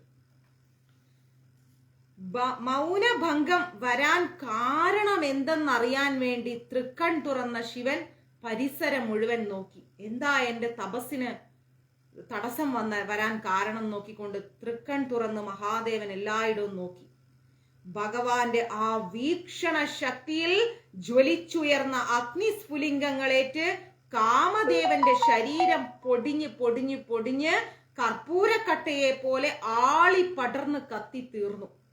ആ ദഹനത്തിൽ നിന്നുയർന്ന കറുത്ത പുകപടലം കൈലാസത്തിന്റെ ഉപരിതലത്തിൽ മുഴുവൻ നിറഞ്ഞു നിൽക്കുകയാണ്. കൈലാസ ഉപരിതലം പുകമടലം കൊണ്ട് നിറഞ്ഞു നിന്ന് എന്ന് പറയുന്നതിൽ അതിശയോക്തി ഉണ്ടാവും. നമുക്ക് ഒരു അതിശയം തോന്നാം. ഈശ്വര സന്നിധാനത്തിൽ കത്തിക്കരിഞ്ഞ് ചാമ്പലായത് മന്മഥൻ എന്ന ദേവൻ മാത്രമായിരുന്നില്ല. പിന്നെയോ മഹേശ്വര സന്നിധിയിൽ കത്തിച്ചാമ്പലായത് കാമദേവന്റെ മാത്രമല്ല, സകല ദേവന്മാരുടെയും അഹങ്കാരമായിരുന്നു കത്തിച്ചാമ്പലായത്. കാമത്താൽ ശിവനെ ജയിക്കാമെന്ന് കരുതി ഇരുന്നവരുടെ അറിവില്ലായ്മയാണ് കത്തിയെരിഞ്ഞ് വെണ്ണീറായത്. കാമദേവൻ ദഹിപ്പിക്കപ്പെട്ടതുപോലെ അവൻ തന്റെ കൈമുതലായ സൂക്ഷിച്ച കാമവും എരിഞ്ഞു തീർന്നു. മോഹമെന്ന നാശം എരിഞ്ഞു തീർന്നു. അതോടെ ആശയും കത്തി എരിഞ്ഞ് കറുത്ത പുകയായി കൈലാസ ശൃംഗത്തിൽ ഇങ്ങനെ നിറഞ്ഞു നിൽക്കുകയാണ്. കാമമോഹങ്ങൾ കൊണ്ട് മഹാദേവനെ കീഴടക്കാൻ സാധിക്കില്ല എന്ന സത്യമാണ് നമ്മൾ ഇവിടെ മനസ്സിലാക്കേണ്ടത്. തീ ഉപയോഗിച്ച് ശൂദ്രജീവികളെ ദഹിപ്പിക്കുമ്പോൾ പുകയുണ്ടാവുന്നത് സർവ്വസാധാരണമാണ്, അല്ലെ? ശൂദ്രജീവികളെക്കാൾ അപകടമേറിയ കാമത്തെയാണ് ശ്രീ പരമേശ്വരൻ ഇവിടെ ദഹിപ്പിച്ചിരിക്കുന്നത്. സർവവിധമായിരിക്കുന്ന ആയുധങ്ങളെക്കാളും ശക്തിയേറിയ ആയുധമാണല്ലോ ചിന്മയാനന്ദ സ്വരൂപനായിരിക്കുന്ന ശ്രീ പരമേശ്വരന്റെ തൃക്കൺ കനലെന്ന ആയുധം. എല്ലാത്തിനെയും നശിപ്പിക്കാനുള്ള കഴിവ് മഹാദേവന്റെ ആ തൃക്കണ്ണിലുണ്ട്. പാലാഴി മഥന സമയത്ത് ഉത്ഭവിച്ച കാളകൂട വിഷത്തേക്കാൾ നീലിമയുള്ളതായിരുന്നു അത്രേ കാമം കത്തിക്കരിഞ്ഞ പുക. അതിനേക്കാൾ നീലിമയുള്ള കളറായിരുന്നു കാമം നശിച്ചപ്പോ ഉണ്ടായിരുന്ന പുക. പുകപടലം കണ്ട് ദേവന്മാരും ഭൂതഗണങ്ങളെല്ലാം അമ്പരന്നു പോയി. കാമൻ ദഹിച്ചു പോയ വാർത്ത എല്ലാവരെയും നന്ദികേശ്വരൻ അറിയിച്ചു. കാമദേവൻ ഭസ്മമായി. നന്ദിദേവൻ പറഞ്ഞു, കാമദേവനെ ദഹിപ്പിച്ചത് ഈശ്വര തൃക്കൺ ജ്വാലയാണെന്ന് ആരും ധരിക്കേണ്ട. ഈശ്വരന്റെ തൃക്കണ്ണിലെ ജ്വാലയാണ് കാമദേവനെ ദഹിപ്പിച്ചതെന്ന് ആരും കരുതണ്ട. കാമബാണങ്ങൾ കൊണ്ട് ശ്രീ പരമേശ്വരനെ മോഹിപ്പിക്കാമെന്നു കരുതിയ ദേവന്മാരുടെയും കാമദേവന്റെയും അഹങ്കാരമാണ് മന്മഥൻ കത്തിച്ചാമ്പലാകുന്നതിന് കാരണമായത്. അഹങ്കാരം അഗ്നിയാണ്. ആ അഗ്നി തന്നെയാണ് കാമദഹനത്തിന് കാരണമായിരിക്കുന്നത്. പൂർവത്തിൽ ശ്രീ പരമേശ്വരൻ ത്രിപുരങ്ങളെ ദഹിപ്പിച്ചപ്പോൾ തന്റെ ഭക്തരെ മാത്രം മഹാദേവൻ ദഹിപ്പിച്ചില്ല. അതേപോലെ കാമദേവനെ തന്റെ തൃക്കൺ വീക്ഷണത്താൽ തൃക്കണ്ണുകൾ കൊണ്ട് നോക്കിയിട്ട് ദഹിപ്പിച്ചപ്പോൾ കാമദേവന്റെ അടുത്തു നിന്നിരുന്ന രതീദേവി ആപത്തു കൂടാതെ രക്ഷപ്പെട്ടിരിക്കുന്നു. കാമദേവൻ മാത്രമാണ് ദഹിപ്പിക്കപ്പെട്ടത്. രതീദേവി, തൊട്ടടുത്ത് നിന്ന് രതീദേവി ദഹിപ്പിക്കപ്പെട്ടിട്ടില്ല. ഭക്തന്മാരും നിരപരാധികളും എപ്പോഴും ഈശ്വര കോപത്തിന് ആളിക്കത്തുകയില്ല, ഈശ്വര കോപത്തിന് പാത്രമാവുകയില്ല. ആപത്തുകൾ സംഭവിക്കുമ്പോഴും അവർ മാത്രം എപ്രകാരമെങ്കിലും രക്ഷപ്പെടുകയും ചെയ്യുന്നു. അപ്രകാരമുള്ള സംഭവങ്ങളെയാണ് ഈശ്വര കൃപയാൽ രക്ഷപ്പെടുകയെന്ന് നമ്മൾ പറഞ്ഞു പോരുന്നത്. മരണത്തിൽ നിന്ന് രക്ഷപ്പെടുവാൻ സാധിച്ചുവെങ്കിലും ആ രക്ഷപ്പെടലിനെ കുറിച്ച് ഓർത്ത് ആശ്വസിക്കാൻ രതീദേവിക്ക് കഴിഞ്ഞില്ല. ദേവന്മാർക്ക് വേണ്ടി നിരപരാധിയായ എന്റെ ഭർത്താവ് ശിവകോപത്തിൽ ഭസ്മമായിരിക്കുകയാണ്. താൻ വിധവയായി. ഒരു സ്ത്രീക്ക് അവളുടെ ജീവിതത്തിൽ ഏർപ്പെടാവുന്നതിൽ വെച്ച് ഏറ്റവും ദുഃഖകരമായ ഒരു സംഭവമാണല്ലോ ഭർത്താവിന്റെ നഷ്ടം എന്ന് പറയുന്നത്. ഭർത്തൃദുഃഖം, ഭർത്തൃവിയോഗ ദുഃഖത്തിൽ പെട്ട രതീദേവി ഹൃദയം നൊന്ത് കരയാൻ തുടങ്ങി. നാഥ, നിരപരാധിയായ അങ്ങയുടെ ദഹനത്തിന്, മരണത്തിന് കാരണം സ്വാർത്ഥചിത്തന്മാരായ ദേവന്മാരാണ് നാഥ. ദേവന്മാർക്ക് തുല്യരായ ആരുണ്ടാവാൻ പാടില്ല എന്നുള്ള അവരുടെ ചിന്താഗതിയാണ് അങ്ങയുടെ നാശത്തിന് കാരണമായി മാറിയിരിക്കുന്നത്. രതിമഥനന്മാരെ പോലെ ഇണപിരിയാതെ സന്തുഷ്ടരായി ജീവിക്കുക എന്നാണല്ലോ എല്ലാവരും ഈ ലോകത്തിൽ പറഞ്ഞുകൊണ്ടിരിക്കുന്ന. രതിയെ പോലെയും കാമദേവനെ പോലെയും സന്തോഷത്തോടുകൂടി ഇണപിരിയാതെ ജീവിക്കാനല്ലേ എല്ലാവരും ആഗ്രഹിക്കുന്നത്. ശ്രേഷ്ഠന്മാർ ദമ്പതിമാരെ ആശീർവദിക്കുന്നത് പോലും എങ്ങനെയാണ്? രതിയെ പോലെയും കാമദേവനെ പോലെയും ജീവിക്കുക എന്നല്ലേ. അതെല്ലാം ഇവിടെ അവസാനിച്ചിരിക്കുകയാണ് ദേവ. ശിവനിന്ദ ചെയ്യുവാൻ അങ്ങയെ പ്രേരിപ്പിക്കരുതായിരുന്നു. അതിന് ഞാൻ ഒഴുമ്പെടുകയില്ലെന്നും എന്റെ പ്രിയതമൻ ശഠിച്ചു പറഞ്ഞപ്പോ അദ്ദേഹത്തെ ഭർസിക്കുകയും ശപിക്കുമെന്നെയും ഭീഷണിപ്പെടുത്തുകയും ചെയ്ത ബ്രഹ്മദേവനും ദേവേന്ദ്രനുമാണ് എന്റെ ഭർത്താവിന്റെ മരണത്തിന് കാരണമായിരിക്കുന്നത്. അങ്ങയെ കൊണ്ട് അത് ചെയ്യാൻ സാധിക്കില്ല എന്ന് അങ്ങ് ഉറപ്പിച്ചു പറഞ്ഞപ്പോ അങ്ങയെ ശപിക്കുമെന്ന് പറഞ്ഞ ബ്രഹ്മദേവനും ദേവേന്ദ്രനും മാത്രമാണ് അങ്ങയുടെ മരണത്തിന് കാരണം. സാധാരണയായി സ്ത്രീകൾക്ക് ജീവൻ പോയി പിരിഞ്ഞ ഭർത്താവിന്റെ ജീവൻ നഷ്ടപ്പെട്ടു കഴിഞ്ഞാൽ ഭർത്താക്കന്മാരുടെ ദേഹമെങ്കിലും കാണാനുള്ള ഒരു ഭാഗ്യം ഉണ്ടാവും. പക്ഷേ പാപിയായ എനിക്ക് എന്റെ ഭർത്താവിന്റെ ദേഹം പോലും കാണാനുള്ള ഭാഗ്യം സിദ്ധിക്കാതെ പോയി. അദ്ദേഹം വെന്ത് വെണ്ണീറായി തീർന്നിരിക്കുകയാണ്. ഞങ്ങളുടെ ഇരിപ്പിടം തേടി വന്ന് ഈശ്വരൻ അദ്ദേഹത്തെ ശപിക്കുകയോ തൃക്കൺ തുറന്ന് ദഹിപ്പിക്കുകയോ ചെയ്തിട്ടില്ല. ഞാനും എന്റെ ഭർത്താവും ഇരിക്കുന്ന കൊട്ടാരത്തിൽ വന്നിട്ട് മഹാദേവൻ ഞങ്ങളെ ശപിക്കുകയോ ദഹിപ്പിക്കുകയോ ചെയ്തിട്ടില്ല. ഈശ്വര സന്നിധാനത്തിൽ വന്നതുകൊണ്ട് മാത്രമാണ് എന്റെ ഭർത്താവിന് ഈ ദുർഗതി സംഭവിച്ചിരിക്കുന്നത്. എന്റെ ആത്മനാഥന്റെ മരണത്തിനും എന്റെ വൈദവ്യത്തിനും കാരണഭൂതനായിരിക്കുന്നവർ ബ്രഹ്മാദി ദേവന്മാർ മാത്രമാണ്. അവരുടെ സ്വാർത്ഥ മനോഭാവമാണ് കാമദഹനത്തിൽ കൂടി എന്റെ വൈദവ്യത്തിന് കാരണമായി മാറിയിരിക്കുന്നത്. പൂർവത്തിൽ ദേവതുല്യന്മാരായി ഭവിക്കുന്നതിന് തപസ് അനുഷ്ഠിച്ചു വന്നിരുന്ന മഹർഷിമാരെയും ദേവേന്ദ്രന്റെ പദവി ആഗ്രഹിച്ച് ഈശ്വര ചിന്താമഗ്നരായി വ്രതമനുഷ്ഠിച്ചു പോന്ന മറ്റു പലരെയും ദ്രോഹിക്കാൻ മോഹിപ്പിക്കുന്നതിനും വേണ്ടി തെറ്റായ മാർഗത്തിലേക്ക് എന്റെ കാന്തനെ, എന്റെ ഭർത്താവിനെ ബ്രഹ്മാദി ദേവന്മാർ ഉപയോഗിച്ചിട്ടുണ്ട്. മനസ്സോടെ അല്ലെങ്കിലും ദേവനിന്ദ പാപമാണെന്ന് മനസ്സിലാക്കി ബ്രഹ്മശാപത്തെയും ഭയന്ന് എന്റെ ഭർത്താവ് ആ കൃത്യങ്ങളെല്ലാം ചെയ്തിട്ടുണ്ട്. പലരിലും കാമമുണർത്തിയിട്ടുണ്ട്. അപ്പോഴെല്ലാം ഈശ്വര കൃപ ഒന്നുകൊണ്ട് മാത്രമാണ് ശാപങ്ങളിൽ നിന്നും പാപങ്ങളിൽ നിന്നൊക്കെ എന്റെ ഭർത്താവ് രക്ഷപ്പെട്ടു വന്നത്.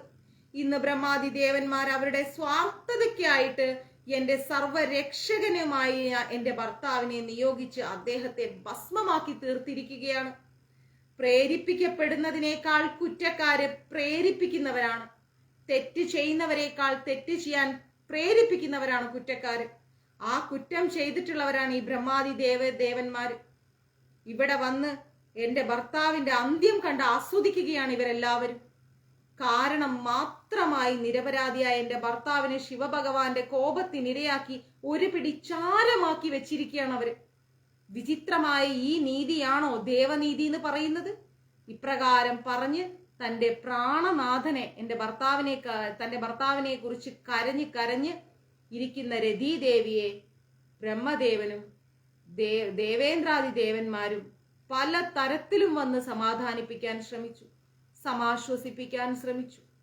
പക്ഷേ രതിയുടെ ഭർത്താവിന്റെ ദുഃഖത്തിന് രതിദേവിയുടെ ആ ഒരു ഭർത്താവ് മരിച്ചപ്പോണ്ടായ ദുഃഖത്തിന് ഒരു അണുപോലും ആ ദുഃഖത്തിൽ നിന്ന് പിന്മാറാൻ രതീദേവിക്ക് കഴിഞ്ഞില്ല. ഇതെല്ലാം കണ്ട നന്ദികേശ്വരൻ സമാധാനത്തിന്റെ വാക്കുകളിൽ കൂടി രതീദേവിയുടെ മനസ്സിന്റെ ദുഃഖമകറ്റാൻ ഈശ്വര ചിത്ത രഹസ്യം പറഞ്ഞു കൊടുത്തു. നന്ദിദേവൻ പറഞ്ഞു, ദേവി, കാരണം കൂടാതെ ഒന്നും നടക്കില്ല. പരമാത്മാവിന്റെ മനോഗുണങ്ങൾ പരമരഹസ്യമാണ്. അവ പ്രപഞ്ചവാസികൾക്ക്, ഈ ലോകത്തിൽ ജീവിക്കുന്നവർക്ക് ഗുണപ്രദമായി മാറാൻ വേണ്ടി മാത്രമുള്ള രഹസ്യമാണ്. കാണുന്നതും കേൾക്കുന്നതുമായ കാരണങ്ങൾ ഒരുപാടുണ്ടെങ്കിലും ഈശ്വര ചിത്തത്തിന്റെ 100% മാത്രമാണ് ഇതെല്ലാം. കാണാത്തതും കേൾക്കാത്തതുമായ ഈശ്വര മഹാത്ഭുതങ്ങൾ ഒരുപാടുണ്ട്. കാരണങ്ങളുമായി പ്രവർത്തിക്കുന്ന നാം സത്യത്തിൽ കാരണക്കാരല്ല. നമ്മൾ ആരുമല്ല ഇതിനൊന്നും കാരണം. എല്ലാം കാരണവും കാരുണ്യമാവാനായിരിക്കുന്ന ശ്രീ പരമേശ്വരന്റെ ലീലകളാണ് ദേവി. നമ്മളല്ല ഇതിനൊന്നും കാരണം. ഇതെല്ലാം ഭഗവാന്റെ ലീലകളാണ്. കാലം, ദോഷം, ഭാവം, മഹിമ, പ്രവൃത്തി, ശുദ്ധി, അശുദ്ധി, സ്ഥിരത, അസ്ഥിരത, മരണം, ജനനം, ഇങ്ങനെയുള്ള സൃഷ്ടി, സ്ഥിതി, സംഹാരാദി ഗുണാദികളുടെ ഏക മനോഭാവമായിരിക്കുന്ന ഏക നായകനാണ് ശ്രീ പരമേശ്വരൻ. ഭഗവത് സന്നിധാനത്തിൽ മരണപ്പെട്ടു പോയിരിക്കുന്ന നിന്റെ ഭർത്താവും അതിനു പിന്നിൽ കാരണമായി പ്രവർത്തിച്ചിരിക്കുന്ന ദേവന്മാരും വാസ്തവത്തിൽ ഈശ്വരന്റെ തീരുമാനങ്ങൾക്കനുസരിച്ച് പ്രവർത്തിക്കുക മാത്രമാണ് ഉണ്ടായത്. ഈശ്വര സന്നിധാനത്തിൽ വന്ന് നടന്ന ഈ കാര്യങ്ങൾ കാമദേവന്റെ ശരീരത്തെ അല്ല ദഹിപ്പിച്ചത്. അത് കാമമെന്ന വികാരത്തെയാണ് ദഹിപ്പിച്ചിരിക്കുന്നത്. ആശ്രയിക്കുന്നവർക്കെല്ലാം അഭയം നൽകുന്നവനാണ് ശ്രീ മഹാദേവൻ.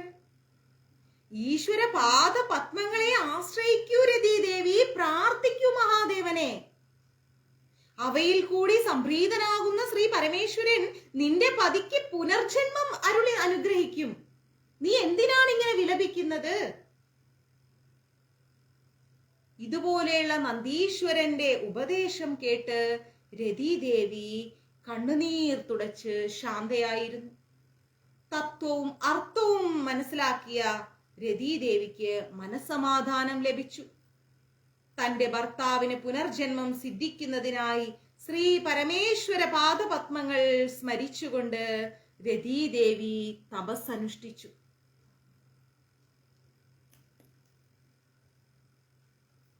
हरे कृष्णा, सर्वम कृष्णार्पणमस्तु। प्रभुपाद की जय, गुरु महाराज की जय, राधा पवन प्रियशन की जय। ओम श्री मात्रे नमः। ഇനി നാളത്തെ ക്ലാസ്സിൽ നാളെ ശങ്കര മൗന മോചനം ക്ലാസ്സിനെ കുറിച്ചുള്ള അഭിപ്രായങ്ങൾ പറയൂ.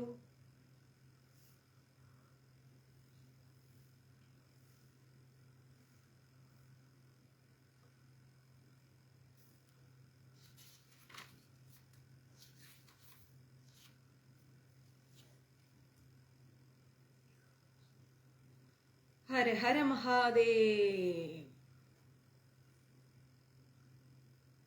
മഹാദേവൻ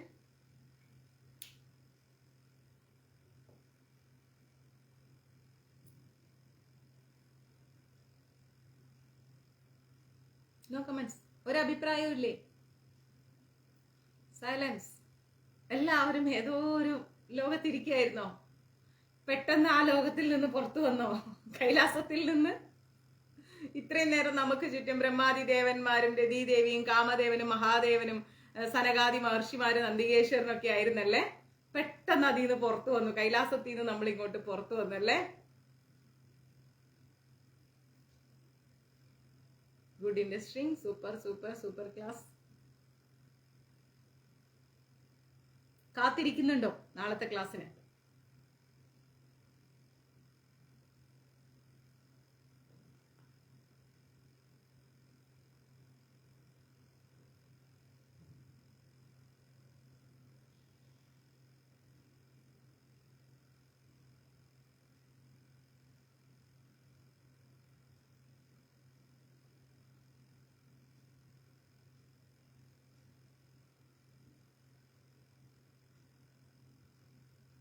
എല്ലാവരുടെയും കമന്റ്സ് നന്നായി പോകുന്നു. മഹാദേവന്റെ തൃപ്പാധാര വിന്ദങ്ങളിൽ നമ്മുടെ ക്ലാസ്സുകൾ സമർപ്പിക്കുകയാണ്. അദ്ദേഹത്തിന്റെ കാരുണ്യമാണ് നമുക്ക് ക്ലാസ് എടുക്കാൻ സാധിക്കുന്നത്. നമ്മുടെ ഗുരുവായൂരപ്പൻ, രാധാറാണി. സ്കന്ദപുരാണം ആദ്യമായിട്ട് കേൾക്കണം അല്ലേ? 18 പുരാണങ്ങളും എടുത്തു തരാം. ഭഗവാന്റെ കാരുണ്യം നമുക്ക് എന്താ പറയാ, നമുക്ക് ലഭിക്കുന്ന എല്ലാ സന്തോഷങ്ങളും സങ്കടങ്ങളും എല്ലാം ശങ്കര തൃപ്പാദങ്ങളിൽ നമുക്ക് സമർപ്പിക്കാം. അദ്ദേഹത്തിന്റെ കാരുണ്യം തന്നെയാണ് അദ്ദേഹത്തെ കുറിച്ച് നമുക്ക് വിവരിക്കാൻ സാധിക്കുന്നത്. അല്ലാതെ ഒരിക്കലും നമ്മുടെ കഴിവല്ല. ഭഗവാൻ നമുക്ക് സൂപ്പർ ക്ലാസ് മാതാജി ഇഷ്ടപ്പെട്ടു. കണ്ണാ എന്നും വരൂ. അപ്പം ഭഗവാന്റെ കാരുണ്യാണ്. അദ്ദേഹത്തിന്റെ തൃപ്പാദങ്ങളിൽ നമുക്ക് നമ്മുടെ ക്ലാസ്സുകളെല്ലാം സമർപ്പിക്കാം. എല്ലാ അനുഗ്രഹങ്ങളും എല്ലാവർക്കും ഉണ്ടാവട്ടെ. ഹരേ കൃഷ്ണ. ഹര ഹര മഹാദേവ്. നമുക്കിനി നമ്മുടെ ഈ എന്താ പറയാ, ക്ലാസ് തുടങ്ങുമ്പോൾ പറയാറില്ലേ, ഹരേ കൃഷ്ണ, സർവം കൃഷ്ണാർപ്പണമസ്തു. പ്രഭുപാത് കി ജയ്, ഗുരു മഹാരാജ് കി ജയ്, രാധാ പവനപുരേഷൻ കി ജയ്. ഓം ശ്രീ മാത്രേ നമഃ. ഹര ഹര മഹാദേവ് എന്ന് പറയാം അല്ലേ? Thank you. താമസിച്ചാ വന്നത്, ഇഷ്ടമായി. Okay okay. ഹരേ കൃഷ്ണ. ശുഭരാത്രി.